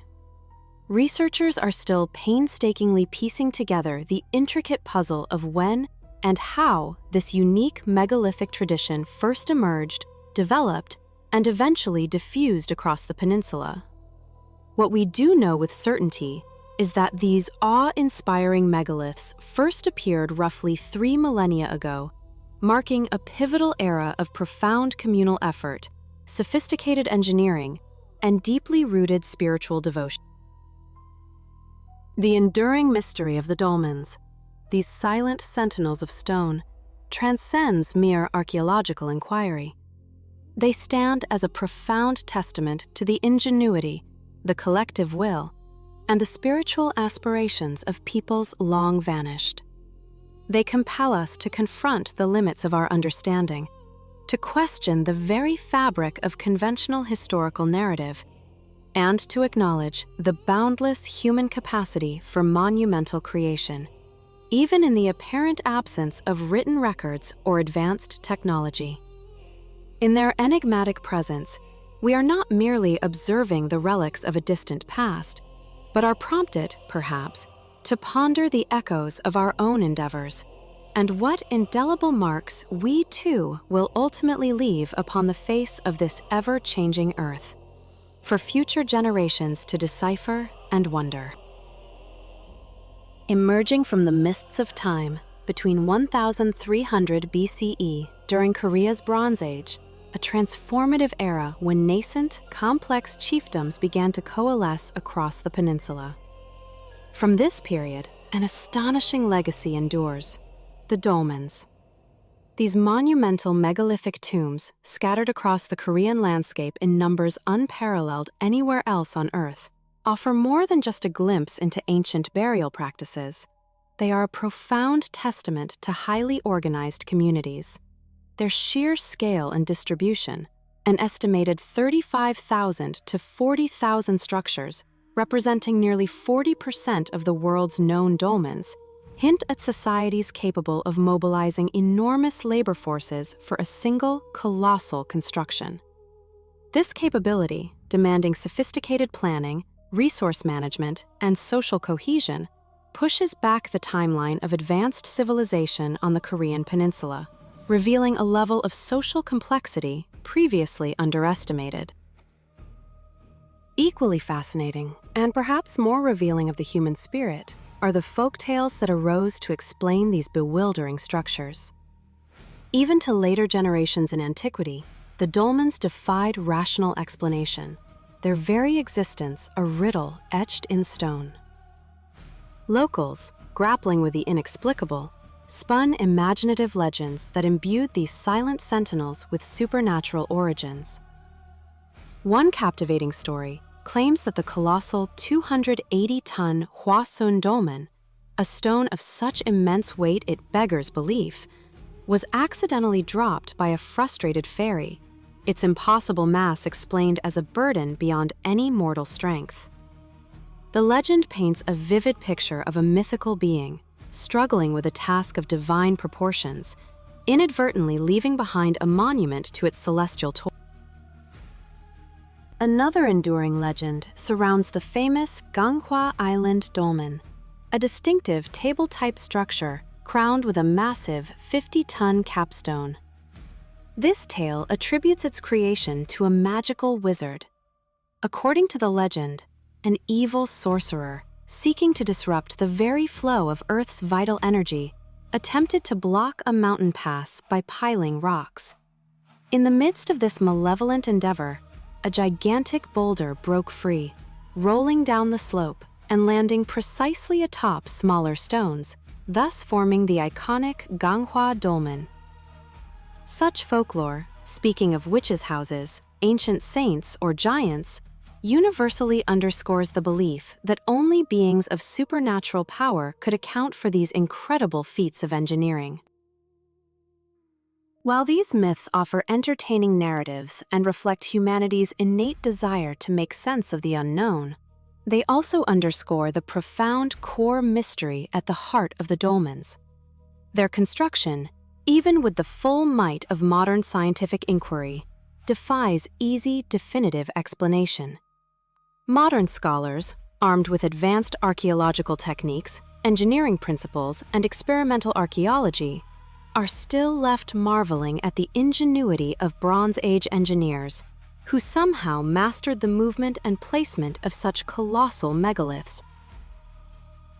From a scientific perspective, various theories have been meticulously proposed and rigorously tested.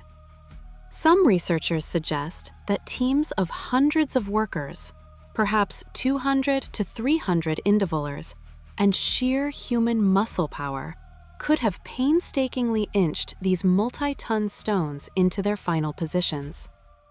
Experiments conducted with modern replicas and ancient techniques have demonstrated that, with sufficient rollers, leverage, and a coordinated workforce, ancient builders could indeed transport multi-ton rocks over land. Yet, when one stands before the hulking dolmens in situ, often perched precariously on hilltops or remote ridges, the sheer logistical challenge becomes overwhelmingly apparent. The question lingers: how did these Bronze Age communities not only execute such projects, but sustain them over potentially long periods, managing the resources, feeding the workforce, and maintaining the social cohesion necessary for such monumental undertakings? Did they possess an advanced, perhaps intuitive knowledge of engineering, physics, or leverage techniques that has since been lost to the annals of time?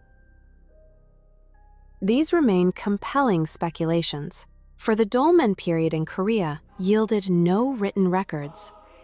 The builders left no blueprints, no diaries, no inscriptions to reveal their precise methods or their profound motives.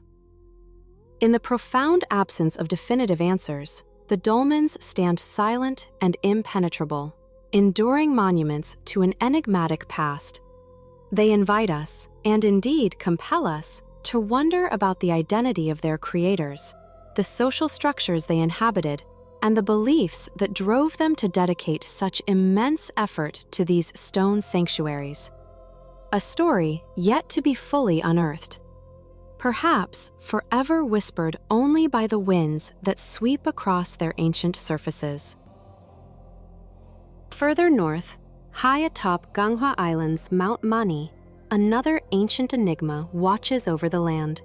Here lies Chamsongdan, a stepped stone altar shrouded in its own layer of legend and historical significance. This sacred site, believed to be the place where Dangun, the mythical founder of the first Korean kingdom, Goljoseon, offered sacrifices to the heavens, adds another dimension to Korea's megalithic heritage.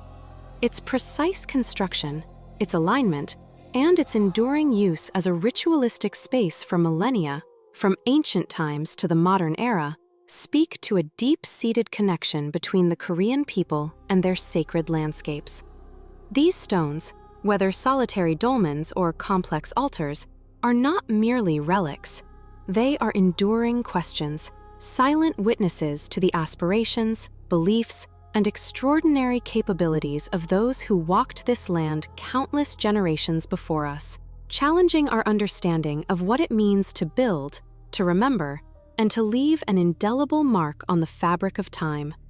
Their very existence forces us to confront the limits of our knowledge and to appreciate the enduring power of human ingenuity, even when its full story remains tantalizingly out of reach. High above the Korean peninsula, enshrined by ancient law and enduring legend, lies a mountaintop altar. This sacred site is intrinsically linked to Dangun Wanggeom, the semi-mythical founder of Gojoseon, the very first Korean kingdom, said to have been established in the year 2333 before Common Era.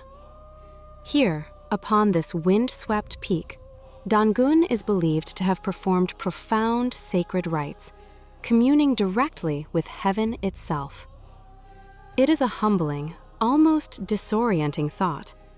If the legend holds true, this unadorned pile of stones could mark a ritual site dating back nearly 5 millennia, a direct physical link to the primal dawn of Korean civilization. The altar, known as Cheomseongdan, is a testament to ancient ingenuity and spiritual devotion. It manifests as a terraced stone platform, roughly square in its foundational design, meticulously constructed from stacked natural rocks. A dedicated flight of stone steps ascends one side, guiding the pilgrim or priest towards its sacred summit. While it does not possess the gargantuan scale of the prehistoric dolmens that dot the Korean landscape, Cheomseongdan's profound significance emanates from its palpable aura of myth and deep mystery. Its power lies not in sheer size, but in the weight of the ages it embodies. The precise origins of Cheomseongdan remain shrouded in the mists of time. No one knows definitively when the first stones were carefully laid here, nor by whose hands this monumental endeavor was initiated. Yet, the historical record offers tantalizing clues. We know with certainty that Korean kings from much later eras, separated by centuries and even millennia from Dangun's time, continued to hold solemn ceremonies at this very spot. They too undertook the arduous journey to this sacred peak, often renovating and preserving the altar across successive dynasties, driven by an unwavering belief that it was the hallowed ground of their revered ancestors. Imagine for a moment standing atop this very peak in ancient times. The vast, shimmering expanse of the ocean stretches endlessly below, merging seamlessly with the horizon, while the boundless sky above feels within an arm's reach, a direct conduit to the cosmos. Cheomseongdan, a name that translates evocatively as the altar of Obrid the heavens, but also meticulously tracked celestial events. Constructed from massive stones, carefully positioned to withstand the relentless elements of the high slopes, its architecture speaks volumes. The altar features 21 distinct steps leading to its summit, resting upon a base measuring 9 meters across. These specific numbers, 21 and 9, hint at a deeper, intrinsic symbolic meaning, perhaps intricately linked to ancient astronomy, precise calendrical systems, or complex ritualistic practices that have since been lost to time. Crucially, there are no inscriptions carved into its ancient stones, no explanatory texts to definitively articulate its original purpose or the rituals performed there.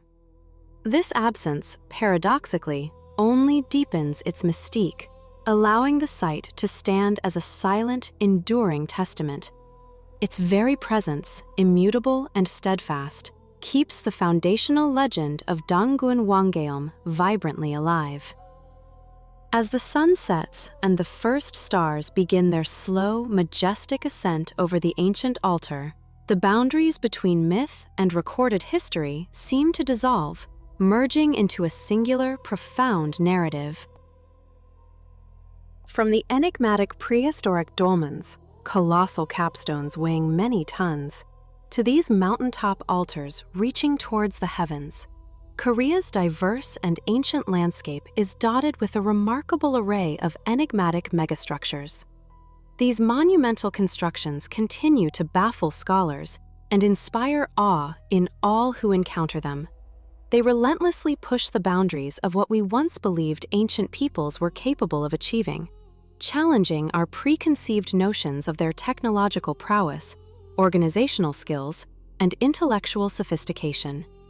Each new discovery, whether it is a gigantic capstone lifted and positioned with incredible precision in the Bronze Age, or a legendary altar meticulously constructed on a remote peak, forces us to fundamentally reconsider the extraordinary resourcefulness, the profound imagination, and the sheer tenacity of those who came before us. Were there forgotten technologies, lost techniques, or perhaps even subtle outside influences that traversed these ancient crossroads of human attending, patiently waiting to be uncovered, to reveal the deeper story of humanity's enduring quest to connect with the cosmos and leave an indelible mark upon the Earth? From the profound darkness of space, our home planet emerges, a breathtaking jewel. It is a sphere of astonishing brilliance, far more luminous than one might ever conceive, filling the entire viewport with its vibrant presence. Continents drift majestically beneath, vast landmasses glowing with an ethereal light, each curve and contour a testament to natural grandeur. To witness this spectacle, to be propelled beyond Earth's embrace and gaze upon its living canvas once more, would be an experience of unparalleled wonder. Imagine, then, peering down from that cosmic vantage point across the immense void and discerning a human creation so monumental, its sheer scale rivals the visibility of Earth's own geological features. Not merely a modern edifice, but evidence of an earlier era, a colossal megalithic construction, seemingly hidden in plain sight. This astonishing feat of ancients' ingenuity, it stands as a profound marker, a silent sentinel, visible even from the orbital heights above. We are, perhaps, encountering hints and clues that fundamental chapters are missing from our collective human narrative. What could this immense structure be? To truly comprehend its potential, we must first delve into the enduring mystery of China's most formidable barrier. The Great Wall of China represents a profound and enduring legacy, painstakingly sculpted by a succession of dynasties that charted its winding course through millennia of history. The earliest documented efforts to fortify China's northern frontiers against encroaching invaders trace back to the tumultuous Eastern Zhou dynasty, a period marked by fragmented states and constant strife. These initial fortifications, often simple earthworks, laid the conceptual groundwork for what would eventually become the iconic structure. Then, with the ascendance of the Qin dynasty around 221 BC, a new era of monumental construction began, under the visionary reign of Emperor Qin Shi Huang. Driven by an ambition to unify a fractured empire, he initiated the consolidation of numerous regional walls. These early segments, primarily constructed from rammed earth and readily available local materials, a testament to pragmatic engineering, coalesced into a nascent consolidated defense system aimed at repelling the persistent threats from nomadic tribes to the north. This epical undertaking irrevocably set the foundation for the extensive expansions and As the historical baton passed to the formidable Han Dynasty, the Great Wall's reach extended dramatically, pushing its boundaries deep into the vast plains of Mongolia. This strategic expansion was primarily driven by the imperative to safeguard the Silk Road, an intricate network of trade routes that formed the economic and cultural arteries of the ancient world. The Silk Road was not merely vital for commerce, it was a critical conduit for strategic movements, cultural exchange, and the dissemination of ideas. During this transformative era, the ingenuity of the builders shone brightly, as materials such as reeds and willow branches were artfully incorporated into the layers of rammed earth. These organic additions, far from being primitive, showcased an innovative utilization of available resources, lending tensile strength and resilience to the fortifications, crucial for their longevity in harsh environments.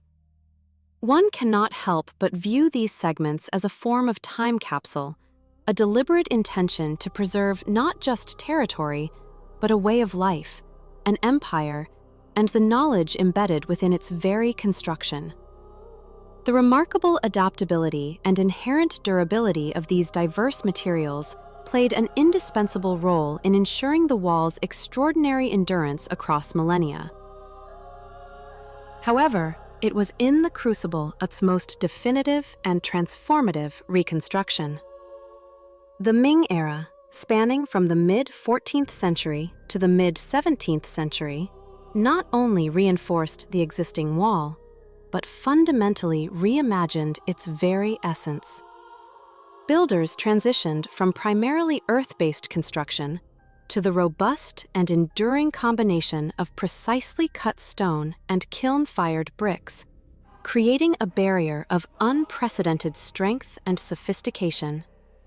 This period introduced a panoply of complex architectural features: formidable battlements for defensive positions, strategically placed watchtowers for early warning and communication, self-sufficient garrison stations to house and supply troops, and extensive troop barracks facilitating rapid deployment and logistical support.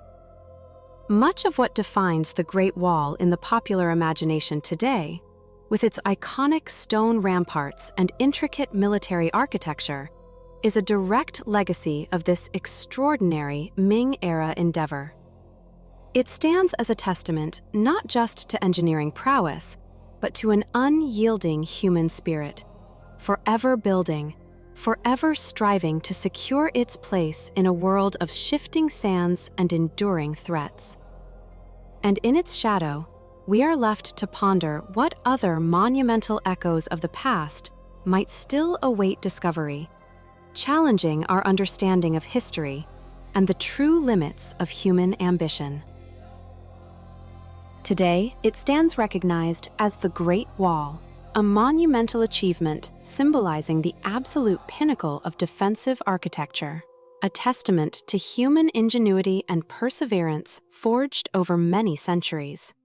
Its very existence speaks volumes about the ancient world's drive for security.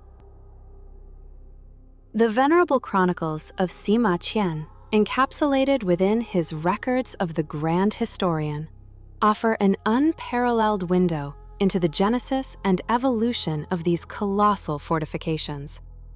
His meticulous writings are an invaluable repository of insights, detailing not only the intricate construction processes and the paramount strategic imperatives that fueled its creation, but perhaps most poignantly, the harsh and often brutal conditions faced by the legions of laborers involved. This historical documentation vividly illuminates the immense human effort, the staggering logistical challenges, and the significant, often tragic costs endured during the wall's early phases.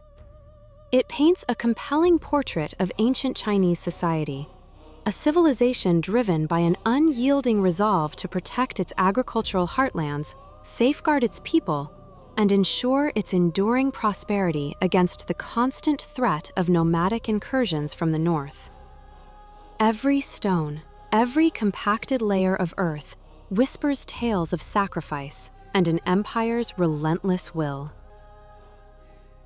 Moving beyond the ancient texts, the 20th century marked a profound shift in our understanding of the Great Wall of China. It was an era when systematic archaeological studies began to meticulously unravel its myriad mysteries. Dedicated teams, comprising scholars and excavators from China and across the globe, embarked upon painstaking research. Their meticulous work involved unearthing a diverse array of artifacts and construction materials, each piece a fragment of a larger historical puzzle. These groundbreaking findings proved pivotal, allowing researchers to accurately date different segments of the wall with unprecedented precision, and, crucially, to shed illuminating light on the diverse construction methods and technological advancements employed across its vast expanse over the millennia. The archaeological excavations revealed a fascinating truth. The choice of construction materials varied significantly, dictated by the specific regional geology and available resources along the wall's immense trajectory. For instance, in the rugged, unforgiving northern terrains, characterized by towering peaks and harsh climates, granite was the material of choice. Its local abundance and inherent durability made it ideal for constructing formidable, weather-resistant barriers. Conversely, in the flatter, more arable plains, builders ingeniously utilized rammed earth. This ancient technique, known locally as hangtu, involved compacting successive layers of earth within a wooden framework. It was not only economical and readily available, but also surprisingly effective, creating robust, insulating walls. This remarkable flexibility in material selection underscores an adaptive and pragmatic construction strategy, meticulously tailored to the varying geographic and resource conditions encountered across the wall's staggering thousands of miles. It was not a single monolithic design, but a series of interconnected, regionally optimized defenses, a testament to the sophisticated engineering minds of the past. Moreover, the earliest segments of the Great Wall were far from simple earthworks. To enhance their structural integrity and provide crucial resistance against the relentless forces of erosion, sophisticated wooden frameworks were ingeniously integrated within these earthen walls, acting as internal bracing and reinforcement. In regions rich in stone, however, massive quarried blocks were not merely relegated to foundational bases. They served as the primary building blocks for much of the construction, creating imposing, virtually impregnable barriers. Wood, despite its vulnerability to decay and fire, also played an indispensable role, particularly in the construction of vital elements such as gates, watchtowers, and barracks, and for reinforcing critical sections, providing structural support and facilitating access. As we delve further into the advancements in construction materials and techniques, the Ming Dynasty emerges as a period of truly significant evolution and consolidation for the Great Wall. During this era, spanning from the 14th to the 17th century, the use of fired bricks and precisely cut stone slabs became overwhelmingly prevalent. This shift marked a dramatic leap in construction quality, significantly enhancing the wall's overall durability, its resistance to the elements, and its formidable defensive capabilities. The Ming Wall, with its iconic watchtowers and crenellated battlements, is often what people envision today, a testament to an empire's final, grand effort to secure its borders. The Great Wall stands not merely as a physical barrier, but as a profound philosophical statement. It is a testament to the enduring human ambition for security, the staggering cost of empire, and the boundless ingenuity born of necessity. Etched into the very landscape of a nation, it embodies the collective will of countless generations, a monument to both separation and, paradoxically, to the unifying power of a shared purpose. The very uniformity of the bricks, their consistent size and shape, revolutionized the construction process. Gone were the unpredictable challenges of fitting irregular stones, each demanding unique shaping and placement. With standardized units, handling became simpler, laying faster, and the rhythm of construction could accelerate across vast stretches of unforgiving terrain. This innovation was not merely about efficiency. It fundamentally enhanced the structural integrity of the wall. Evenly distributed loads, interlocking patterns, and fewer weak points meant a more resilient barrier, capable of withstanding not only the elements, but also the relentless pressures of time. Recognizing the monumental demand for these materials, ancient builders orchestrated a logistical marvel. Kilns were strategically established, not in distant centralized factories, but intimately close to the very construction sites they served. This decentralized production was a stroke of genius, a practical solution to the formidable challenge of transporting untold tons of heavy materials across thousands of miles of diverse, often hostile landscapes. It is estimated that these localized kilns churned out hundreds of millions, possibly even billions of bricks throughout the long centuries of the wall's construction. Each fired clay unit a testament to human ingenuity and sheer industrial scale, contributing to the grandeur and enduring presence of this unparalleled structure. Such organizational feats, often overlooked in the annals of history, hint at a sophistication that continues to challenge our contemporary understanding of ancient capabilities. Among the most fascinating advancements, a testament to the empirical genius of the Ming Dynasty, was the introduction of sticky rice mortar. This innovative binding agent emerged when builders began to meticulously mix a paste derived from glutinous rice with traditional slaked lime. The resulting composite was far more than a simple adhesive. It was a revolutionary material that not only bound the bricks together with unparalleled tenacity, but also endowed the wall with enhanced water resistance and formidable strength. This organic-inorganic hybrid, a precursor to modern composite materials, proved astonishingly durable, making sections of the wall far more resilient than many might have anticipated. Contemporary scientific investigations have underscored the remarkable efficacy of this ancient mortar, revealing its unique ability to withstand significant compressive and tensile pressures, resist the erosive effects of water, and defy the relentless march of aging.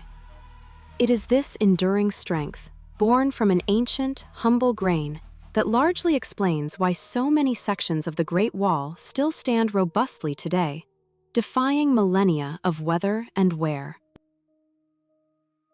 Yet, the construction of the Great Wall of China was not merely a monumental architectural achievement. It was an unparalleled human endeavor, a colossal testament to sacrifice and scale. The workforce mobilized to construct such an extensive structure spanned centuries and numbered in the millions. This vast human tide comprised a diverse cross-section of ancient Chinese society: disciplined soldiers, conscripted peasants, condemned convicts, and even intellectuals who had fallen from imperial favor. Across successive dynasties, these individuals were compelled to contribute their labor, each toiling on different sections and aspects of the wall's sprawling construction. The conditions faced by these laborers were unimaginably harsh. Minimal supplies, often barely enough to sustain life, were the norm. They endured brutal climates, from the scorching summers of the northern plains to the unforgiving, freezing winters of the mountainous passes.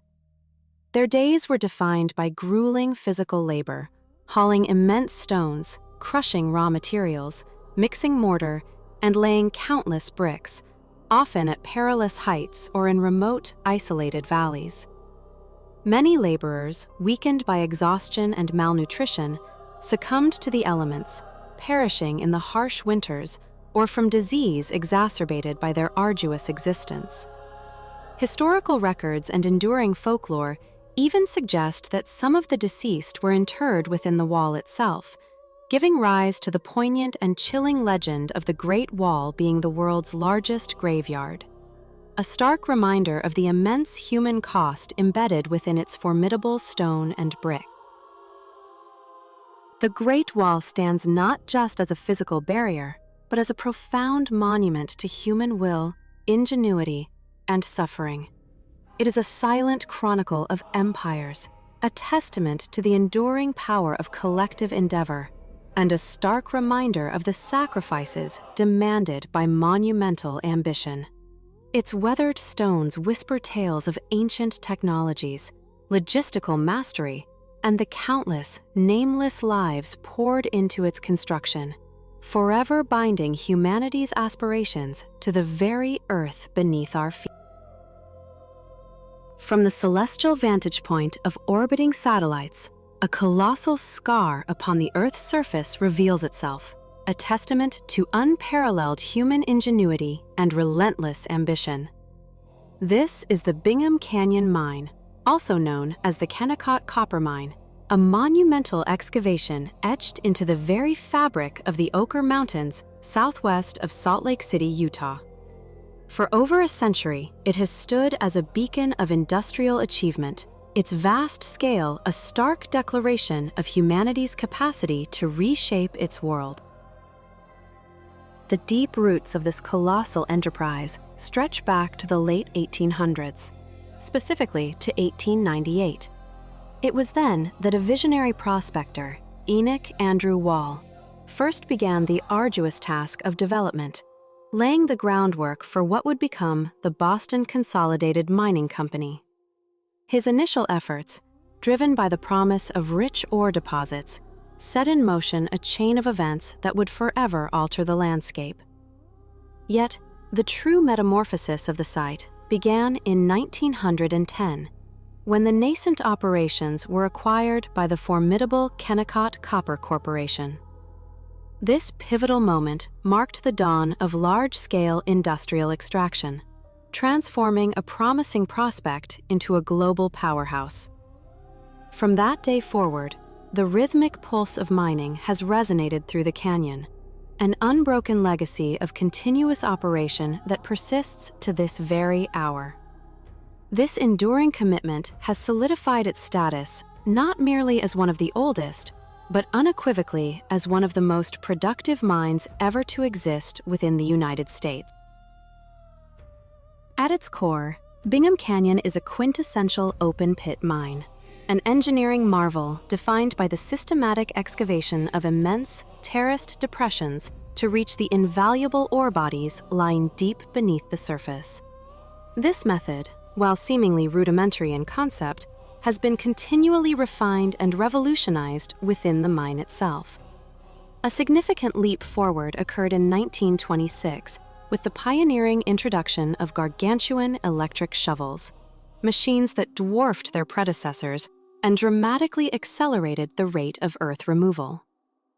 A mere 11 years later, in 1937, another paradigm shift unfolded with the deployment of massive haul trucks.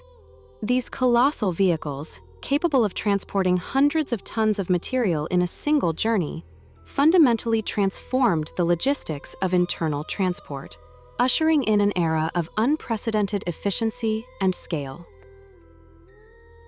Over its long and storied history, the Bingham Canyon Mine has yielded an astonishing bounty, producing more copper than any other single mine across the globe. The cumulative output surpasses an incredible 20 million tons of refined copper, a volume almost beyond comprehension, fueling industries and societies worldwide. But copper, while primary, is far from the sole treasure unearthed from this geological cornucopia. Significant quantities of precious gold and silver have also been extracted, alongside substantial reserves of molybdenum, a critical strategic metal indispensable in high-strength alloys and electronics. This diverse yield of vital resources has cemented Bingham Canyon's position as an indispensable cornerstone of global mining, its influence rippling through international markets and technological advancements. Beyond its quantifiable output, the mine's impact resonates deeply within the scientific community. The sheer scale of the excavation has inadvertently created a vast, exposed cross-section of the Earth's crust, an unparalleled geological laboratory. This exposed strata offers geologists an invaluable three-dimensional insight into the intricate processes of geological formation, revealing the ancient dance of tectonic plates, the deposition of sediments, and the complex mechanisms by which rich ore deposits are formed over eons. For the field of economic geology, this living textbook has been an immeasurable boon, profoundly enhancing our understanding of the natural forces that sculpt our planet and concentrate its precious resources. Perhaps one of the most unexpected consequences of this titanic human endeavor is its subtle yet measurable influence on the very physics of the region. The sheer mass of rock removed from the Earth's surface has demonstrably disturbed the local gravitational field. This perturbation is so significant that it can cause compass readings to become erratic for pilots navigating aircraft overhead, a remarkable testament to the mine's immense scale. This massive void has not merely reshaped the visible landscape, it has, in a very real sense, altered the localized gravitational and magnetic fields that envelop it. To truly grasp the magnitude of the Bingham Canyon mine is to confront the limits of human perception. At its widest expanse, this colossal pit stretches approximately 2.5 miles across, plunging to depths exceeding 3/4 of a mile. To place these dimensions into a more relatable perspective, consider this. If two of the world's most towering architectures would still be utterly dwarfed by the sheer, overwhelming scale of this man-made chasm, it is a void so immense it can be seen from space, a monumental testament to the enduring human drive to extract, to build, and to transform the very planet beneath our feet. Such a creation compels us to ponder the profound and often unseen ways in which our relentless pursuit of resources leaves an indelible mark, not just on the surface, but on the fundamental forces that govern our world. The colossal forms before us defy natural explanation. This is not the capricious hand of geology, but the deliberate imprint of an intelligence, a monumental structure undeniably wrought by human design. Any lingering doubt dissolves upon closer inspection.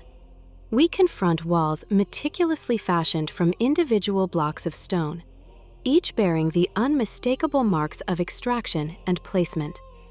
The sheer effort invested in shaping such colossal megaliths speaks volumes.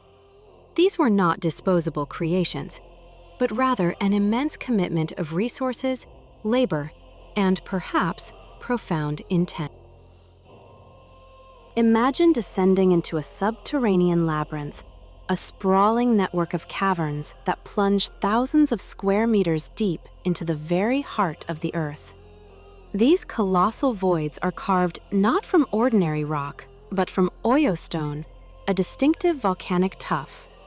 The oyostone quarry, nestled in the region of Utsunomiya, presents an engineering paradox. When these immense and intricate caverns were first conceived and executed, the scale of the undertaking would have appeared insurmountable for the humans of that distant era.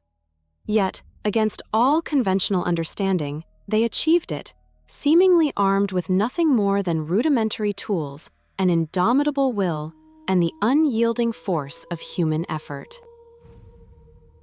We stand at the precipice of a monumental enigma, merely touching the edges of a vast, unexplored territory. What other secrets lie buried, untouched by modern investigation?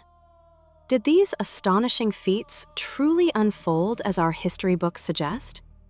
Or does this colossal undertaking hint at a deeper narrative, a more profound understanding of ancient capabilities that eludes our contemporary grasp?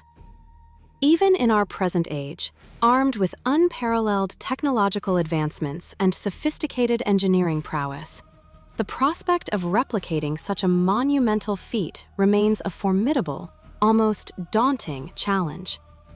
This extraordinary marvel, a testament to both the raw power of geological formation and the audacious ambition of human endeavor, beckons us into its depths.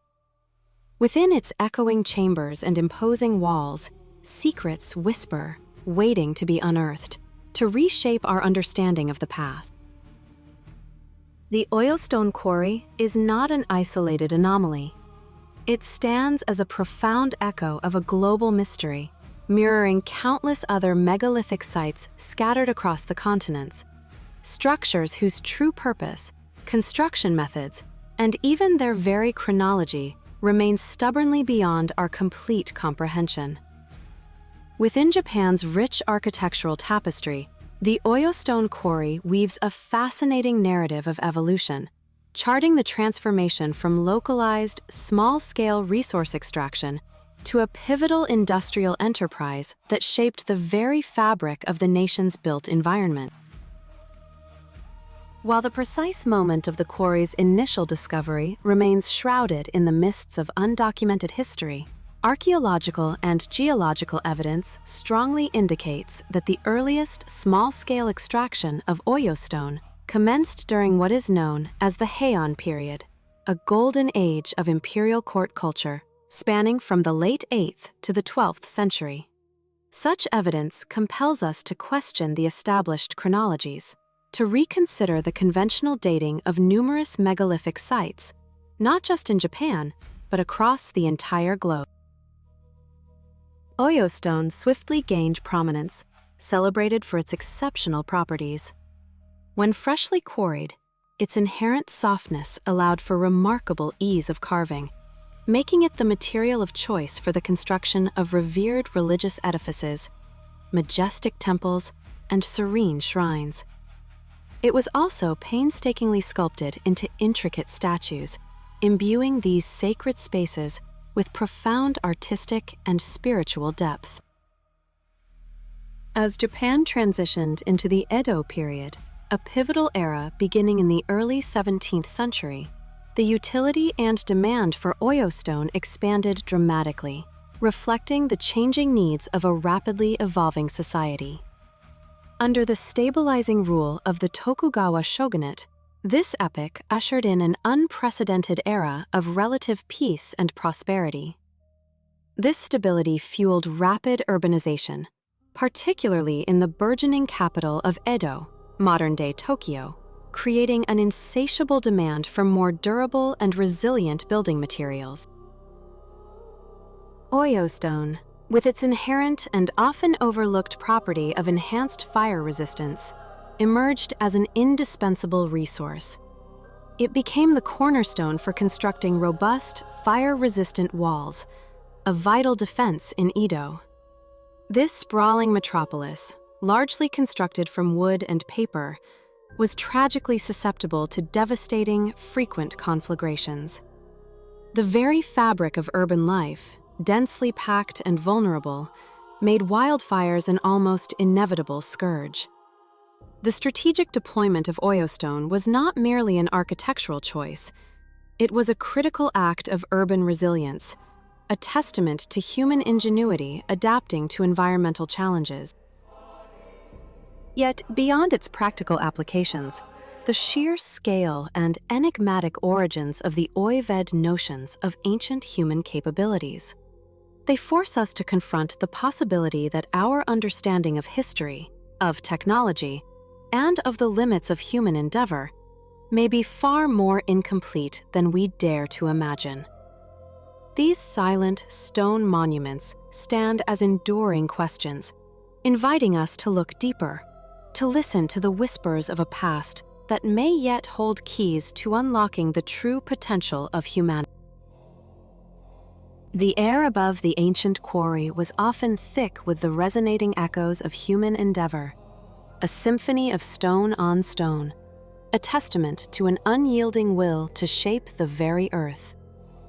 With each passing century, the operations at this revered site intensified, driven by a relentless march of technological innovation.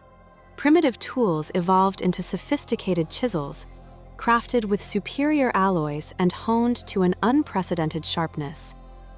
The methods for extracting colossal blocks of stone transformed from brute force into systematic, almost surgical processes. Teams of skilled laborers, guided by master quarrymen, employed intricate leverage systems and precise cutting techniques, allowing for the removal of massive geological formations with remarkable efficiency and minimal waste. This burgeoning productivity was not merely an advancement in craft, it was a direct response to the burgeoning demands of a rapidly expanding civilization. The great cities of Japan, vibrant hubs of culture and commerce, were undergoing unprecedented growth. This urban expansion necessitated vast quantities of durable, resilient building materials. Oyo stone, with its inherent strength and unique properties, became the material of choice. It was not merely relegated to the foundational walls of dwellings. Its utility extended to the very sinews of the nation's infrastructure. Grand bridges, spanning treacherous rivers and valleys, relied on its steadfastness. Crucial public works, designed to withstand the ravages of both relentless natural elements and the ever-present threat of fire, were meticulously constructed from this verdant stone. Its ability to endure, to stand unyielding against the forces of decay and destruction, made it indispensable.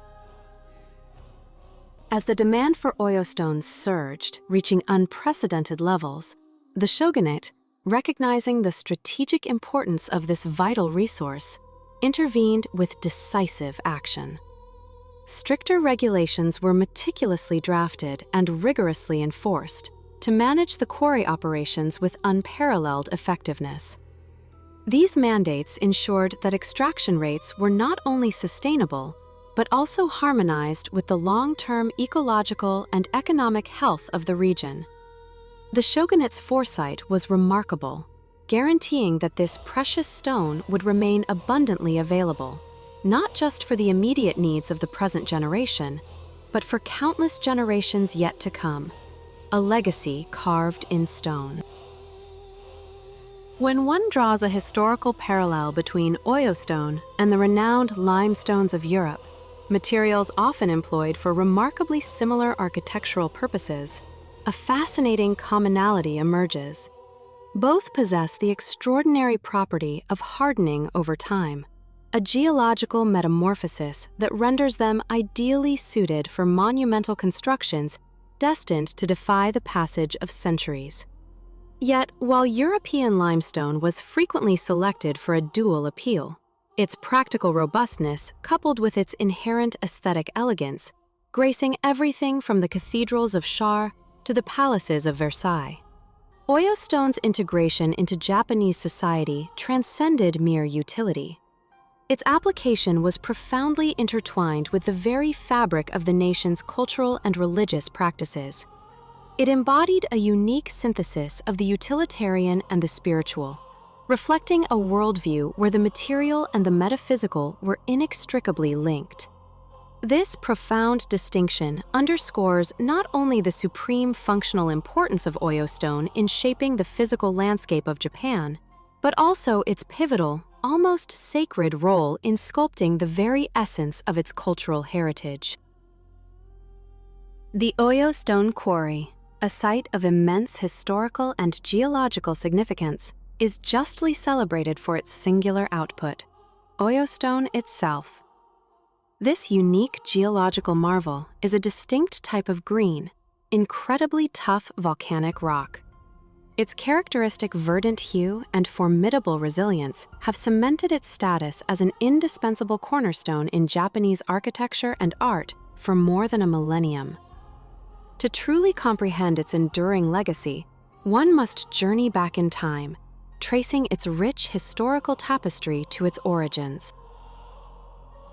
Operations at the Oyo Stone Quarry commenced around the year 800 AD, a pivotal epoch known as the early Heian period. This was an era marked by profound transformations. The consolidation of power within the Japanese imperial court reached new zeniths, and the nation experienced an unprecedented cultural renaissance. This cultural boom was profoundly influenced by the sophisticated aesthetics of the Chinese Tang dynasty, an era of unparalleled artistic and intellectual flourishing. Initially, the use of Oyo stone was remarkably pragmatic and localized. It was primarily employed in the construction of foundations and the lower structural elements of buildings within nearby villages. Its immediate appeal lay in its sheer accessibility and, crucially, the remarkable ease with which it could be carved and shaped when freshly extracted from the earth. What truly elevates Oyo stone beyond a mere building material making it a subject of enduring fascination, is its extraordinary physical property. When first quarried, it possesses a relative softness, a pliability that ancient builders ingeniously exploited. This characteristic allowed them to carve, sculpt, and fit the stone with a facility that belied its ultimate strength. However, upon exposure to the air, a gradual yet profound transformation would occur. Through a complex geological process, the stone would slowly, inexorably harden, achieving an extraordinary density and durability. This inherent feature was a gift to ancient artisans and engineers, enabling them to craft intricate designs with relative ease before the material matured into an immensely robust and enduring structural element. It was this natural alchemy, this inherent capacity for transformation, that allowed the structures built from Oyo stone to stand defiantly against the ravages of time, silently narrating tales of human ingenuity and nature's profound secrets. In every enduring wall, every weathered bridge, lies a testament. Its warm, muted hues, ranging from a gentle beige to a soft, ethereal light gray, and its distinctly porous texture did more than merely complement the natural aesthetics of traditional Japanese buildings. They elevated them. This remarkable stone, later known as Oyo stone, possessed an inherent beauty that harmonized effortlessly with the surrounding landscape. But its value extended far beyond the visual. It also provided exceptional insulation properties, a crucial advantage in an era seeking both comfort and resilience in construction. As the Heian period progressed, a pivotal shift occurred in the cultural and political landscape of Japan. The nation's vibrant heart migrated eastward, establishing itself within the newly planned city of Kyoto. This relocation triggered an unprecedented architectural boom, and with it, a surging demand for Oyo stone. Instance. In a time when cities were predominantly constructed from wood and paper, and devastating conflagrations were a constant threat, a material that could withstand the ravages of fire was not merely beneficial, it was an existential necessity. Oyo stone offered a tangible promise of safety, a bulwark against the destructive power of uncontrolled flames, making it an increasingly coveted resource for both practical and symbolic reasons. By the late Heian period, the reach of this extraordinary stone had expanded dramatically, transcending its local origins. No longer confined to regional projects, Oyo stone began to appear in some of the most significant and prestigious construction endeavors across the entirety of Japan. Grand Buddhist temples, sacred Shinto shrines, and monumental statues, commissioned by the highest echelons of society, all bore the distinctive mark of Oyo stone. One cannot help but view these structures as deliberate time capsules, meticulously crafted with an explicit intention to preserve not just physical forms, but cultural memory itself. Ancient texts from this era frequently chronicle its extensive use in substantial, state-sponsored construction projects, a clear testament to its burgeoning importance within the architectural landscape and the broader cultural narrative of the time. The very act of selecting such a durable and aesthetically pleasing material for these enduring monuments underscored a profound desire for permanence and a legacy that would echo through generations. The escalating demand for Oyo stone inevitably spurred a significant expansion of the quarry operations themselves. What might have begun as simple manual extraction methods gradually evolved into more organized, large-scale mining activities. This transformation necessitated the deployment of increasingly larger labor forces, transforming the quarry from a localized endeavor into a substantial industrial enterprise. This expansion was not merely a response to the growing architectural needs. It rapidly became a vital focal point for local economic development. The quarries provided a steady stream of employment opportunities, fostering the growth of surrounding communities and creating a specialized workforce dedicated to the extraction and preparation of this unique stone. It became an engine of prosperity, shaping the socio-economic fabric of the region. An intriguing and compelling theory posits that the Oyo Stone Quarry was not merely discovered by chance, but was initially developed and brought under production directly under the auspices of the imperial family of Japan. This hypothesis suggests a profound strategic intent, that the imperial family might have leveraged the quarry and its unique output as a tangible demonstration of their divine right to rule. By commissioning the construction of grand temples and magnificent palaces, all meticulously crafted from this distinctive stone, they would have visually reinforced their celestial mandate. Across ancient cultures worldwide, a recurring theme emerges: the deliberate preservation of a memory, or even a myth, of a high civilization, often through monumental architecture. The historical record lends considerable weight to this theory. The frequent and prominent use of Oyo stone in imperial and noble projects throughout the Heian period is undeniable. The stone's inherent distinctiveness, its subtle elegance, and the undeniable grandeur it imparted to the finished buildings would have served as powerful symbols. Such structures would have been perceived as physical manifestations of the emperor's celestial and exalted status, aligning perfectly with the ambitious political and spiritual aspirations of the imperial court. This fascinating hypothesis adds an additional, profound layer of historical and cultural significance to the already rich and complex narrative of the Oyo Stone Quarry, transforming it from a mere source of building material into a potential instrument of imperial power and divine symbolism. Today, nestled within the verdant landscapes of Utsunomiya in Tochigi Prefecture, the Oyo Stone Quarry offers far more than a mere glimpse into the world of ancient mining. It presents a captivating interplay of geology, human history, and even remarkable acoustics. To truly comprehend its enduring legacy, one must delve into the intriguing details of its vast underground caverns, explore their extensive and layered history, and uncover the unique characteristics that continue to define them. These subterranean chambers, spanning an impressive 20,000 square meters, are not merely voids in the earth. They are silent archives, carved by both nature and human endeavor, holding within their cool depths the echoes of a distant past. They stand as a testament to humanity's enduring quest for beauty, utility, and meaning, etched into the very fabric of the earth itself.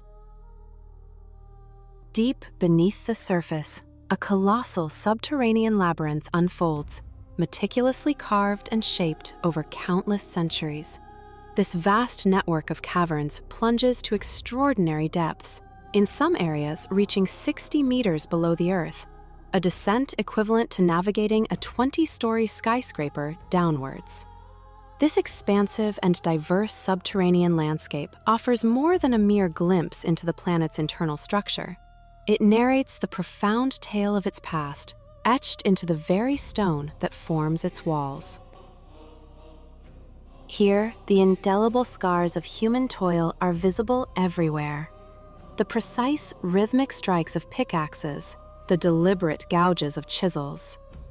These marks, imprinted into the stone, serve as a silent chronicle, detailing the evolution of mining techniques through successive eras. Occasionally, the persistent explorers uncover tools and artifacts left behind by those who once labored in these depths.